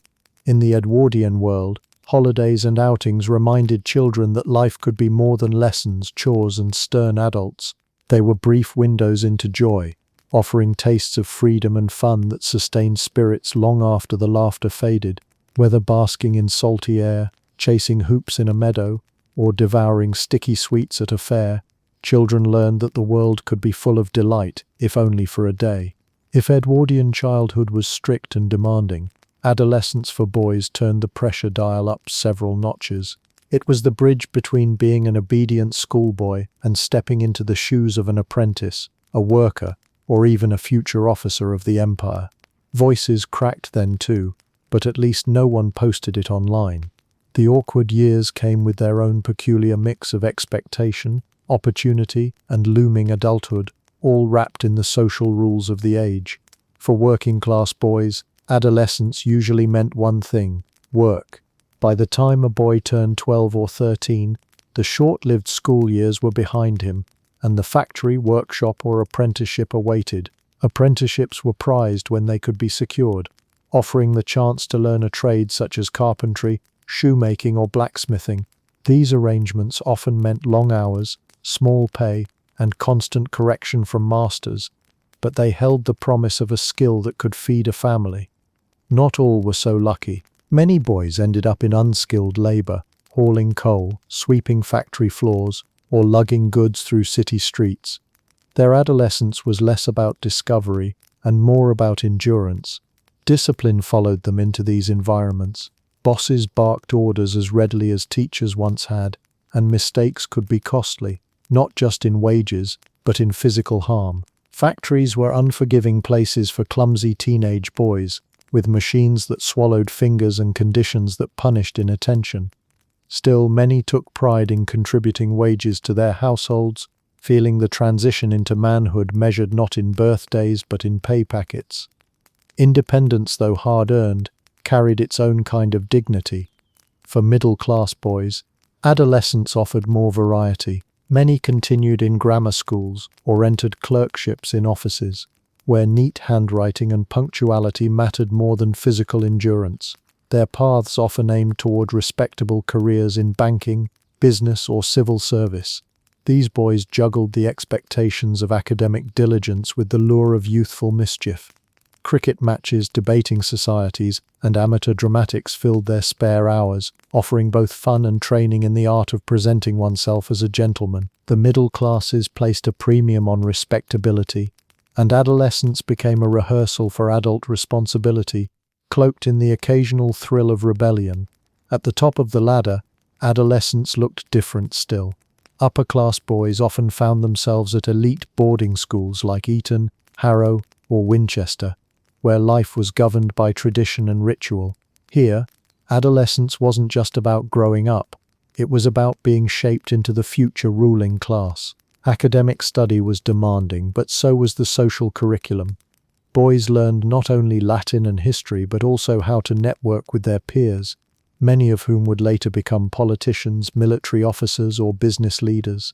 Discipline was relentless, with prefects and masters enforcing order, but camaraderie and school pride softened the blow. Sporting triumphs were as important as classroom success, and a boy's reputation could rise or fall on the cricket pitch as much as in exams. The next step for these boys often involved university tracks, with Oxford and Cambridge serving as the golden gates to influence. Not every Edwardian boy from the elite made it there, but the aspiration loomed large. Even those who didn't attend were groomed for leadership, whether in managing estates, entering the army, or taking on roles in government. The Edwardian world demanded that upper-class boys not just grow up, but grow into power. There were also new pressures of identity. Working-class boys struggled with the tension between youthful mischief and the demands of adult labor. Middle-class boys had to juggle school, exams, and the looming pressure of securing a respectable job. Upper-class boys bore the weight of family legacies and the unspoken rule that their conduct reflected not just themselves, but their entire class. The awkwardness of adolescence was universal, but the consequences of failing to meet expectations varied drastically depending on where you sat on the social ladder. Free time, when it existed, was filled with adolescent pursuits that crossed class lines. Football matches erupted in streets and fields alike, while boxing and wrestling offered rougher outlets for teenage energy. Music halls, fairs, or the newfangled picture houses attracted boys with their mix of novelty and rebellion. For some, sneaking off to a pub or dabbling in cigarettes became rites of passage, small acts of defiance in a world that constantly demanded obedience. These vices were frowned upon, but that only added to their appeal. The humor lies in recognizing how much has and hasn't changed. A working-class boy might come home blackened with soot from the factory, while his upper-class counterpart sulked over a failed Latin translation. Yet both suffered the indignity of their voices breaking mid-sentence. Both tried and failed to grow mustaches before nature allowed it, and both carried the bruises of youthful bravado gone wrong. Adolescence made fools of everyone, regardless of class. In the Edwardian era, growing pains for boys were about more than hormones. They were about stepping into adulthood far earlier than most modern teenagers would dream possible, whether apprenticed to a trade, clerked into an office, or disciplined on the playing fields of Eton. Edwardian boys were expected to shed childishness quickly and embrace duty. Yet within the cracks of discipline and expectation, laughter, rivalry, and awkward self-discovery thrived. It was a messy, demanding, and often unforgiving passage, but one that shaped the men they would become. If Edwardian boys faced the awkward mix of cracked voices and looming careers, Edwardian girls faced something equally daunting: the collision of adolescence with rigid gender expectations. Where boys were groomed to lead, fight, and earn, girls were groomed to manage, charm, and marry. Their teenage years were less about exploration and more about careful choreography toward womanhood. Your future? Sewing, smiling, and hoping you married a man with teeth. For working-class girls, adolescence often meant an abrupt end to any formal education. While boys might be apprenticed to a trade, girls were steered firmly toward domestic responsibilities. Schooling beyond the basics of reading, writing, and arithmetic was rare, as families assumed daughters were destined for housework or wage-earning jobs that demanded little literacy. Many girls found work in laundries, factories, or domestic service by their early teens, their wages helping to support families stretched to the breaking point. Others became little mothers, caring for younger siblings full-time while their parents labored. In these households, adolescence blurred almost seamlessly into adulthood. Childhood ended not with fanfare but with a broom, a washtub, or a crying infant shoved into your arms. For middle-class girls, the trajectory looked somewhat different. Education sometimes extended into adolescence, with girls attending secondary schools or private academies. However, the subjects emphasized reflected prevailing assumptions about their destinies. Needlework, music, French, and drawing often took precedence over science or advanced mathematics. The logic was simple: a girl needed enough learning to appear accomplished, but not so much as to frighten off potential husbands. A girl who could sew a neat sampler and play a Chopin waltz was marketable. A girl who could argue about Darwin was concerning.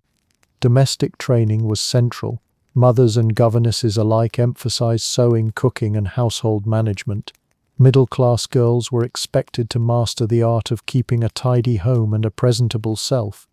Skills were not just practical, they were symbolic. A girl's embroidery wasn't merely decoration, it was proof of patience, diligence, and refinement. Cakes baked to perfection weren't just desserts, they were credentials in the unofficial examination for future wives.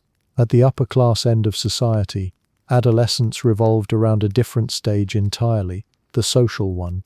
Girls from aristocratic and wealthy families lived in the shadow of the debutante season, when they would be formally presented at court and come out into society. These years were filled with preparation, etiquette lessons, deportment classes, endless fittings for gowns, and careful monitoring of behavior. A slouch at the dinner table, an ill-chosen word at a tea party, any slip could ripple disastrously into gossip. The teenage years weren't about discovery, they were about rehearsal for marriage negotiations, dressed up as social engagements. Courtship rules began to tighten their grip as girls moved deeper into adolescence. Unlike boys, who might be encouraged to sow a few wild oats, girls were expected to remain spotless paragons of virtue. A chaperone's watchful eyes followed them at dances and picnics. Letters exchanged with young men were censored, outings were restricted, and flirtation was measured carefully, like a dangerous spice that could ruin the whole dish if sprinkled too liberally. Middle-class and upper-class girls quickly learned that reputation was currency, and a tarnished one could bankrupt their prospects. The debutante culture epitomized these pressures. In London, the season brought balls, garden parties, and endless social events designed to showcase eligible young women. For girls, the thrill of new dresses and glittering halls came with the sobering reality that every glance, every curtsy, and every dance step was part of a marriage market. Teenage years here were less about self-expression and more about strategic positioning, dancing with the right young man, being noticed by the right family, and above all, making no social blunders that could haunt you. Working-class girls faced their own version of courtship rules, though on a far smaller stage. Respectability mattered deeply in communities where gossip spread faster than measles. A girl's reputation could affect her chances of marriage just as much as an aristocrat's debut. Yet, unlike the wealthy, these girls often met potential husbands in factories, markets, or churches, rather than ballrooms. Their adolescence was punctuated not by glittering dances, but by stolen conversations after work or shy smiles exchanged at Sunday services. Adolescence also marked the beginning of new physical and emotional challenges. Menstruation, often cloaked in silence and embarrassment, arrived with little preparation for many girls. Advice came in hushed tones, and products were primitive or homemade. Body changes were endured rather than explained, and modesty was enforced with an iron hand. While boys grappled with squeaky voices, girls wrestled with the sudden weight of secrecy and stigma surrounding their bodies. Despite the pressures, girls found ways to claim their adolescence. Friendships bloomed, with gossip, letter writing, and whispered secrets forming the fabric of teenage life. Many read novels or serialized stories that gave them glimpses of other worlds and imagined romances, fueling dreams beyond the rigid structures around them. Music, drawing, or even the new medium of cinema provided escapes, and laughter, as always, became a form of rebellion. Whether at the absurdity of a dance lesson or the shared eye rolls when adults launched into yet another lecture on propriety, the humor practically sparkles from these contradictions. Picture a wealthy girl balancing a book on her head to perfect her posture, while her working-class counterpart balances a basket of laundry instead. Imagine teenage girls whispering about boys behind their fans, all while pretending to be utterly uninterested in them. Or the irony of mothers lecturing daughters about marrying wisely while nudging them toward men who were wealthy but possibly short on teeth and long on ego. In the Edwardian era, adolescence for girls was less about independence and more about preparation to manage homes, to uphold reputations, to marry strategically, and to embody ideals that society imposed upon them. It was a time of constraint, training, and pressure, but also one of quiet resistance, laughter, and moments of solidarity among girls navigating the same expectations. Whether in laundries or in drawing rooms, adolescence marked the transformation of girls into women long before many of them were ready. If adolescence was a crash course in adulthood for Edwardian youth, then gender expectations were the ironclad syllabus. The rules of behavior, dress, and destiny split dramatically between boys and girls. Boys climbed trees, girls embroidered them. This wasn't just a difference in hobbies. It was the very architecture of Edwardian society, a blueprint that dictated how children grew into men and women, often with little room for deviation. For boys, the expectations leaned toward activity, adventure, and assertiveness. From early teens onward, they were encouraged to roughhouse, play sports, and prepare for work or leadership. A scraped knee wasn't a failure of supervision, but a badge of budding masculinity. Discipline and duty loomed large. Boys were told to be strong, stoic, and ambitious, with futures mapped out in trades, professions, or officers' commissions. Expressing too much sensitivity could earn a boy ridicule, the dreaded accusation of being unmanly. In other words, the Edwardian script for boys said, "Fall down, get up, and don't you dare cry about it." For girls, the script was dramatically different. They were expected to embody modesty, patience, and domesticity. While boys were praised for boldness, girls were praised for restraint. Running, climbing, or shouting was discouraged. Sewing, music, and graceful posture were encouraged. A girl's education and upbringing, revolved less around independence and more around preparing to support others, first her family, then her husband, and finally her children. Girls weren't supposed to seek the spotlight, they were meant to frame it. Their worth was measured in manners, morality, and marriageability. This divide played out even in the smallest details of daily life. Boys could wear practical, looser clothes, climb walls, and charge through mud without too much reprimand. Girls were often trussed up in frilly frocks and reminded to keep them spotless.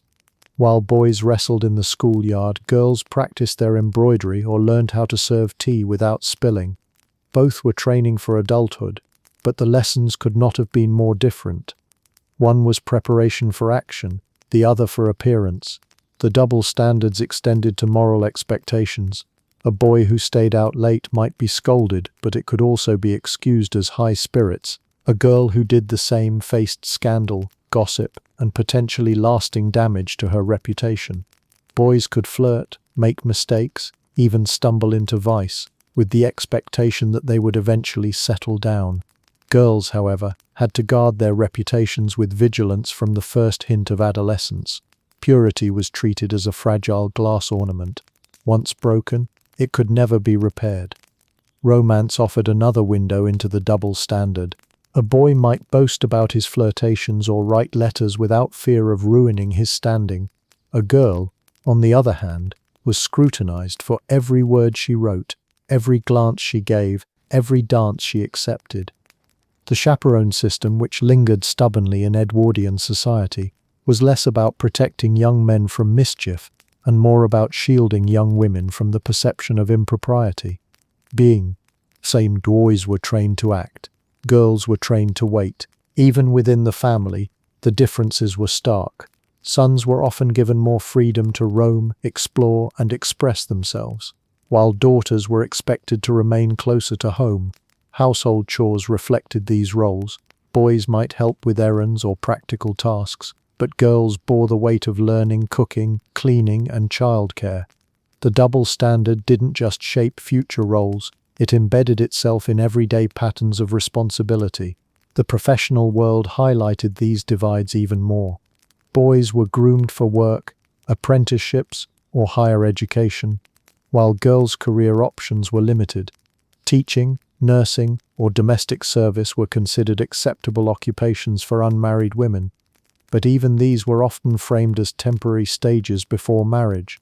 A man's work defined him, but a woman's work was always seen as secondary to her domestic role. The notion that a woman might want or need to build a life independent of marriage was met with skepticism at best, hostility at worst. And yet, cracks in this rigid system were beginning to show. The Edwardian period overlapped with the early suffragette movement, and some girls grew up watching women march in the streets demanding the vote. While these challenges didn't topple the system immediately, they planted seeds of doubt in young minds. Not every girl was content to embroider trees while her brother climbed them. Some questioned why their education stopped while their brothers continued, or why their reputations were so fragile while their brothers could survive scandal. Adolescence was often the first time these inequalities became glaringly obvious. Humor softens the weight of these divides. Imagine a brother and sister standing side by side. He's praised for returning home with torn trousers after climbing a fence, while she's scolded for grass stains on her petticoat. Or a boy boasting about sneaking sweets at the corner shop, while his sister is lectured on self-control for accepting a second slice of cake. Or consider the absurdity of teaching boys to row boats and girls to embroider pictures of boats. One gets to command the vessel, the other to stitch it neatly onto linen. In truth, Edwardian gender expectations were a rigid dance choreographed long before the children took their first steps. Boys were molded into providers, leaders and adventurers. Girls were molded into caretakers, companions and keepers of propriety. Both carried burdens of expectation, but the paths diverged so sharply that they may as well have been growing up in separate worlds. The double standards may have seemed natural then, but they left scars and frustrations that would echo long after the Edwardian era ended. For all the Edwardian nostalgia about tea parties, seaside outings, and children in sailor suits, the truth is that many young lives were overshadowed by two grim realities: Poverty and war. Childhood in crisis wasn't rare, it was widespread, especially in industrial cities where hunger gnawed constantly, and fathers returned from military campaigns broken or not at all. There were no sturdy welfare systems to cushion these blows. Your safety net was the church collection plate. The Boer War, 1899 to 1902, hit the Edwardian world right at its beginning, and children were not shielded from its impact. For some, war meant patriotic parades and school lessons about Britain's brave soldiers bringing order to faraway lands. For others, it meant empty seats at the dinner table when fathers or older brothers didn't return. Casualties, disease, and the strain of empire meant that households were destabilized, leaving children to cope with grief and economic insecurity. War also left a quieter legacy: the revelation that thousands of British recruits were too malnourished or unhealthy to serve. This discovery shocked the nation and highlighted just how deeply poverty was corroding childhood at home. That poverty was most visible in industrial cities: London's East End, Manchester, Liverpool, Glasgow. These were places where children grew up in labyrinths of cramped tenements with open drains and too many mouths for too little food. Some children lived in single rooms with entire families crammed together, their beds shared with siblings, their blankets thin, and their meals reduced to bread crusts and weak tea. The smells of coal smoke, sewage, and sweat clung to them like second skins. Infant mortality rates were staggering, and surviving childhood at all could feel like a kind of miracle. Workhouse life was another brutal reality. Though slightly reformed since the horrors of Dickens's era, Edwardian workhouses still absorbed orphaned or destitute children into their grim routines. Food was basic, freedom minimal, and the stigma lifelong. Many children dreaded the workhouse more than hunger itself, because entering one branded a family as failures in society's eyes. Charity schools and missions sprang up to combat this, offering education and food for the poorest, but they were often overwhelmed. The sheer number of children in need outstripped the resources available, leaving gaps that no institution could fill. Orphans faced particularly harsh circumstances. Parents lost to disease, industrial accidents, or war left children vulnerable to neglect or exploitation. Some were absorbed into extended families, but many ended up in orphanages or on the streets. Orphanages varied widely. Some provided real care and discipline, others little more than survival with a veneer of morality. Missionaries and reformers used orphans as symbols in fundraising campaigns, their ragged clothes and solemn faces appearing in pamphlets to stir middle-class guilt and generosity. For the children themselves, charity was a mixed blessing, better than starvation, but rarely free of humiliation. Reform movements, however, began to stir. Campaigners argued that poverty wasn't just a moral failing but a systemic issue, and they demanded changes in housing, sanitation, and education. Figures like Charles Booth and Seabohm Rowntree conducted studies revealing the shocking extent of poverty among families, putting statistics behind what children had long known in their bones. These reports began to sway public opinion, leading to tentative reforms such as free school meals and medical inspections for pupils. It wasn't a revolution, but it marked a shift. Society was starting to recognize that children deserved protection, not just punishment. Despite these small steps forward, Edwardian poor children still bore the brunt of social neglect. Hunger warped their growth, illness stalked their families, and opportunities for escape were scarce. Many turned to petty theft or street hustling, not out of malice but necessity. A stolen loaf of bread could mean survival.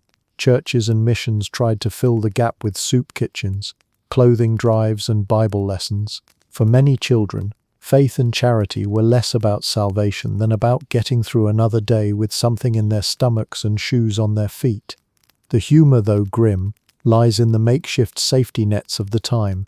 Imagine being told that society would look after you, only to discover that meant lining up for a crust of bread from a vicar with more sermons than soup, or the absurdity of being handed a Bible in one hand and a spoon of thin gruel in the other, as though scripture could be chewed.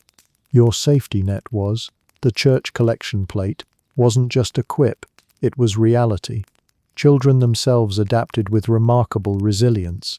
They played in alleys, improvised games, and laughed through circumstances that might have broken their elders.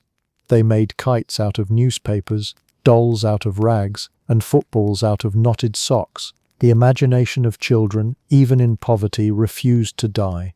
But the crises of war and want left marks that no game could erase. Edwardian Britain liked to imagine itself as a golden age of elegance, with motorcars, gramophones, and shining promenades. But for millions of children, it was a harsher truth: hunger pangs, absent parents, and an uncertain future. Childhood in crisis was not a rare tragedy. It was the common condition of the era. Those who survived did so through grit, charity, and sheer luck, carrying forward scars that reformers would later use to reshape how society thought about children at all.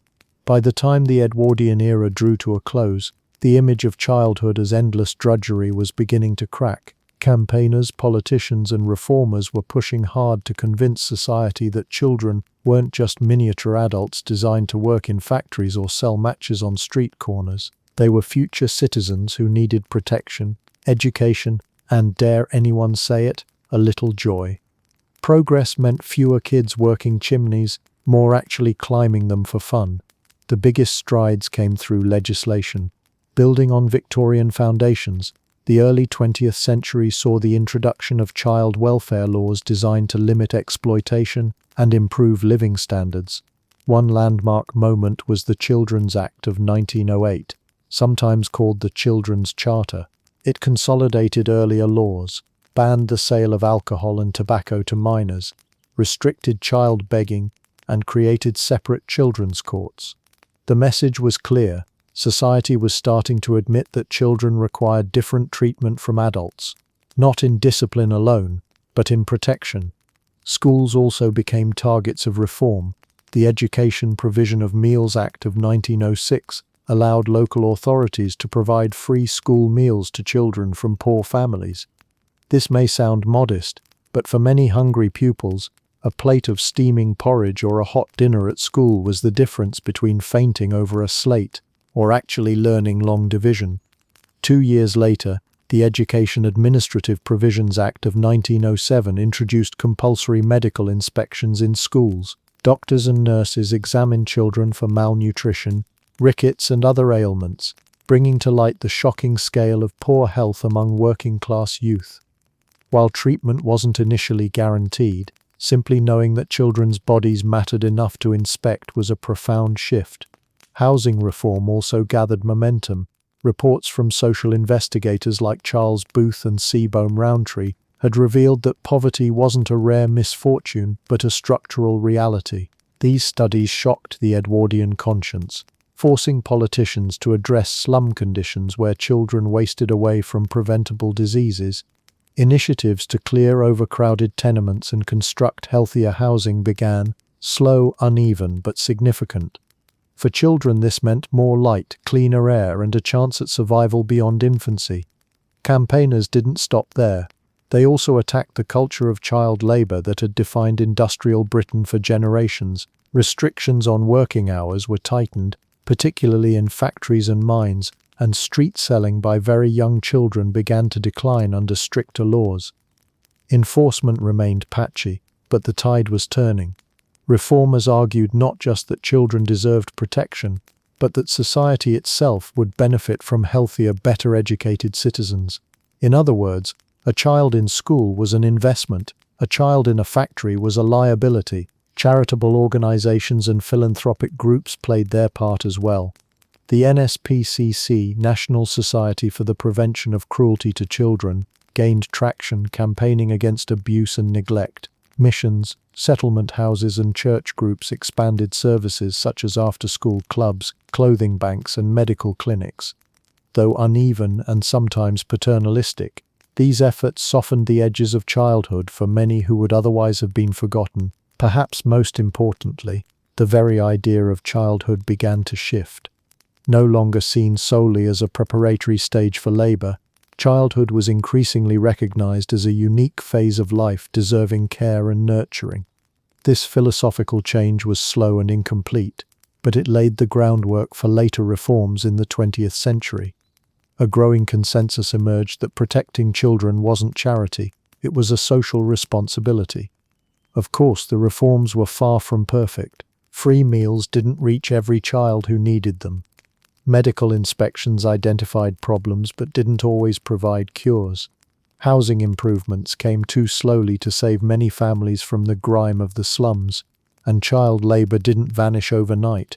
Factories, shops, and fields still relied on young hands. But compared to the generations before, Edwardian children began to see glimmers of change that offered more than survival, a chance at something resembling a real childhood. Humor creeps into this story of progress through its contradictions. Imagine a boy told he could no longer sweep chimneys for money, but hey, he was now free to climb them for fun instead. Or the irony of a medical inspector scolding a child for being underweight while handing them a slice of bread provided by the brand new free meal program. Or the bemusement of a working-class family hearing about improved housing while still patching leaks in a roof held together with rags. Progress often arrived with more fanfare than effectiveness, but at least it arrived. For children themselves, these changes were monumental. A hot meal at school meant more energy to play. A medical inspection meant someone noticed their health, and fewer hours in labor meant more hours to learn or simply breathe. Slowly, society began to accept that children weren't just the property of their families or fodder for factories. They were individuals with rights, however fledgling. Reform and social change in the Edwardian era didn't erase the hardships of poverty or the harshness of strict discipline, but it planted the seeds of modern childhood. It laid the foundation for welfare systems, compulsory schooling, and protections that later generations would take for granted. For the first time, society began to see children not as miniature adults or economic units, but as people who deserved a chance to grow, learn, and live. That shift, however imperfect, marked the true beginning of the modern idea of childhood. When the Edwardian era drew to a close in 1910, it left behind more than motorcars, suffragettes, and tea on the lawn. It left a generation of children shaped by strict discipline, sharp inequalities, and the first flickers of reform. Those children grew up to fight in the First World War, to become the parents of the interwar years, and to raise the generation who would face the Second World War. The Edwardian childhood was no gentle prelude. It was a forge, and what it produced was resilience, loyalty, and a stubborn streak of practicality. They survived soot, corsets, and cod liver oil, so yes, they'd laugh at your Wi-Fi complaints. One of the most enduring legacies was the hardening effect of poverty on the working classes. The millions of children who grew up in slums, went hungry, or worked from the age of 12 carried that experience into adulthood. They became pragmatic, frugal, and deeply aware of how precarious life could be. Their struggles also inspired reformers to push harder. Many later welfare measures, from free school meals to housing reforms, were rooted in the grim statistics and lived realities of Edwardian childhoods. The fact that children had been malnourished, undereducated, and overworked became ammunition for social change.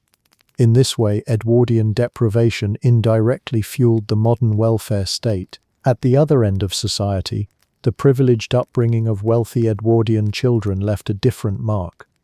The emphasis on duty, discipline, and empire produced a cohort of young men who marched off to war with straight backs and polished boots, and often paid with their lives.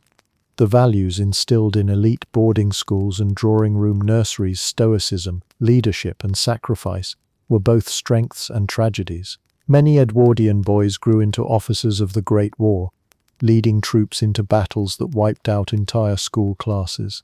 Their training in posture and patriotism had prepared them for glory, but not for the industrial slaughter awaiting them in the trenches. Girls, too, carried Edwardian expectations into adulthood. For the wealthy, the debutante rituals and marriage markets of their adolescence often funneled them into roles as wives of empire or society matrons. Yet the suffrage movement was stirring even as they came out, and some Edwardian girls grew into women who marched, protested, and eventually won the right to vote. Working-class girls, hardened by chores and labor, often became the backbone of families during wartime, running households and raising children while men fought abroad. Their sense of responsibility forged in adolescence became the anchor of communities in crisis. Another legacy was the shift in how society thought about childhood itself. The Edwardian era saw the beginnings of a cultural transformation. The idea that children weren't just small adults, but a group deserving of rights, protection, and investment. Free school meals, medical inspections, and the Children's Act of 1908 signaled that children's welfare mattered. This concept would only grow in the 20th century, leading to the modern frameworks of child protection, universal education, and pediatric medicine. The Edwardians may not have finished the job, but they turned the tide. The contrast with modern childhood is stark. Today, children are cocooned in systems designed to maximize health, education, and leisure. A modern child has vaccines, legal protections, and homework complaints about Wi-Fi outages. An Edwardian child often had rickets, a cough from coal dust, and homework interrupted by the factory horn. Play for the wealthy might involve dollhouses with tiny chandeliers. For the poor, it was a rag doll stuffed with straw or a football made of rags. Today's standardized childhood, school, playdates, digital entertainment would have seemed unthinkably sheltered to Edwardian parents. And yet the Edwardian childhood left behind more than hardship. It left resilience. The children who grew up queuing for coal, enduring discipline from canes, or memorizing catechisms, became adults who endured 2 world wars, rebuilt a shattered country, and laid the groundwork for modern Britain. They carried forward both scars and lessons, shaping the values of thrift, endurance, and practicality that defined much of the 20th century. Of course, the humor shines brightest in the comparisons. Picture an Edwardian child hearing a modern one complain about slow Wi-Fi. "Ah yes," they'd reply. "Our streaming problem was when the piano player lost his sheet music halfway through the silent film." Or imagine explaining gluten-free diets to children who once lived on bread and dripping. Or telling a girl trussed up in corsets that someday children would wear hoodies and sneakers to school. Edwardian children would marvel and probably laugh until they coughed from the coal smoke lodged in their lungs. The legacy of Edwardian childhood, then, is one of contrast. It was harsh, uneven, and deeply shaped by class, but it also produced resilience, reform, and the first stirrings of a modern understanding of childhood as a protected stage of life. Those children grew up to inherit a century of wars, upheavals, and progress, carrying with them the lessons of a time when childhood was as much about survival as about innocence. They may not have had toys that beeped or cartoons on demand, but they had grit, and it was grit that carried them and the world into the turbulent decades ahead.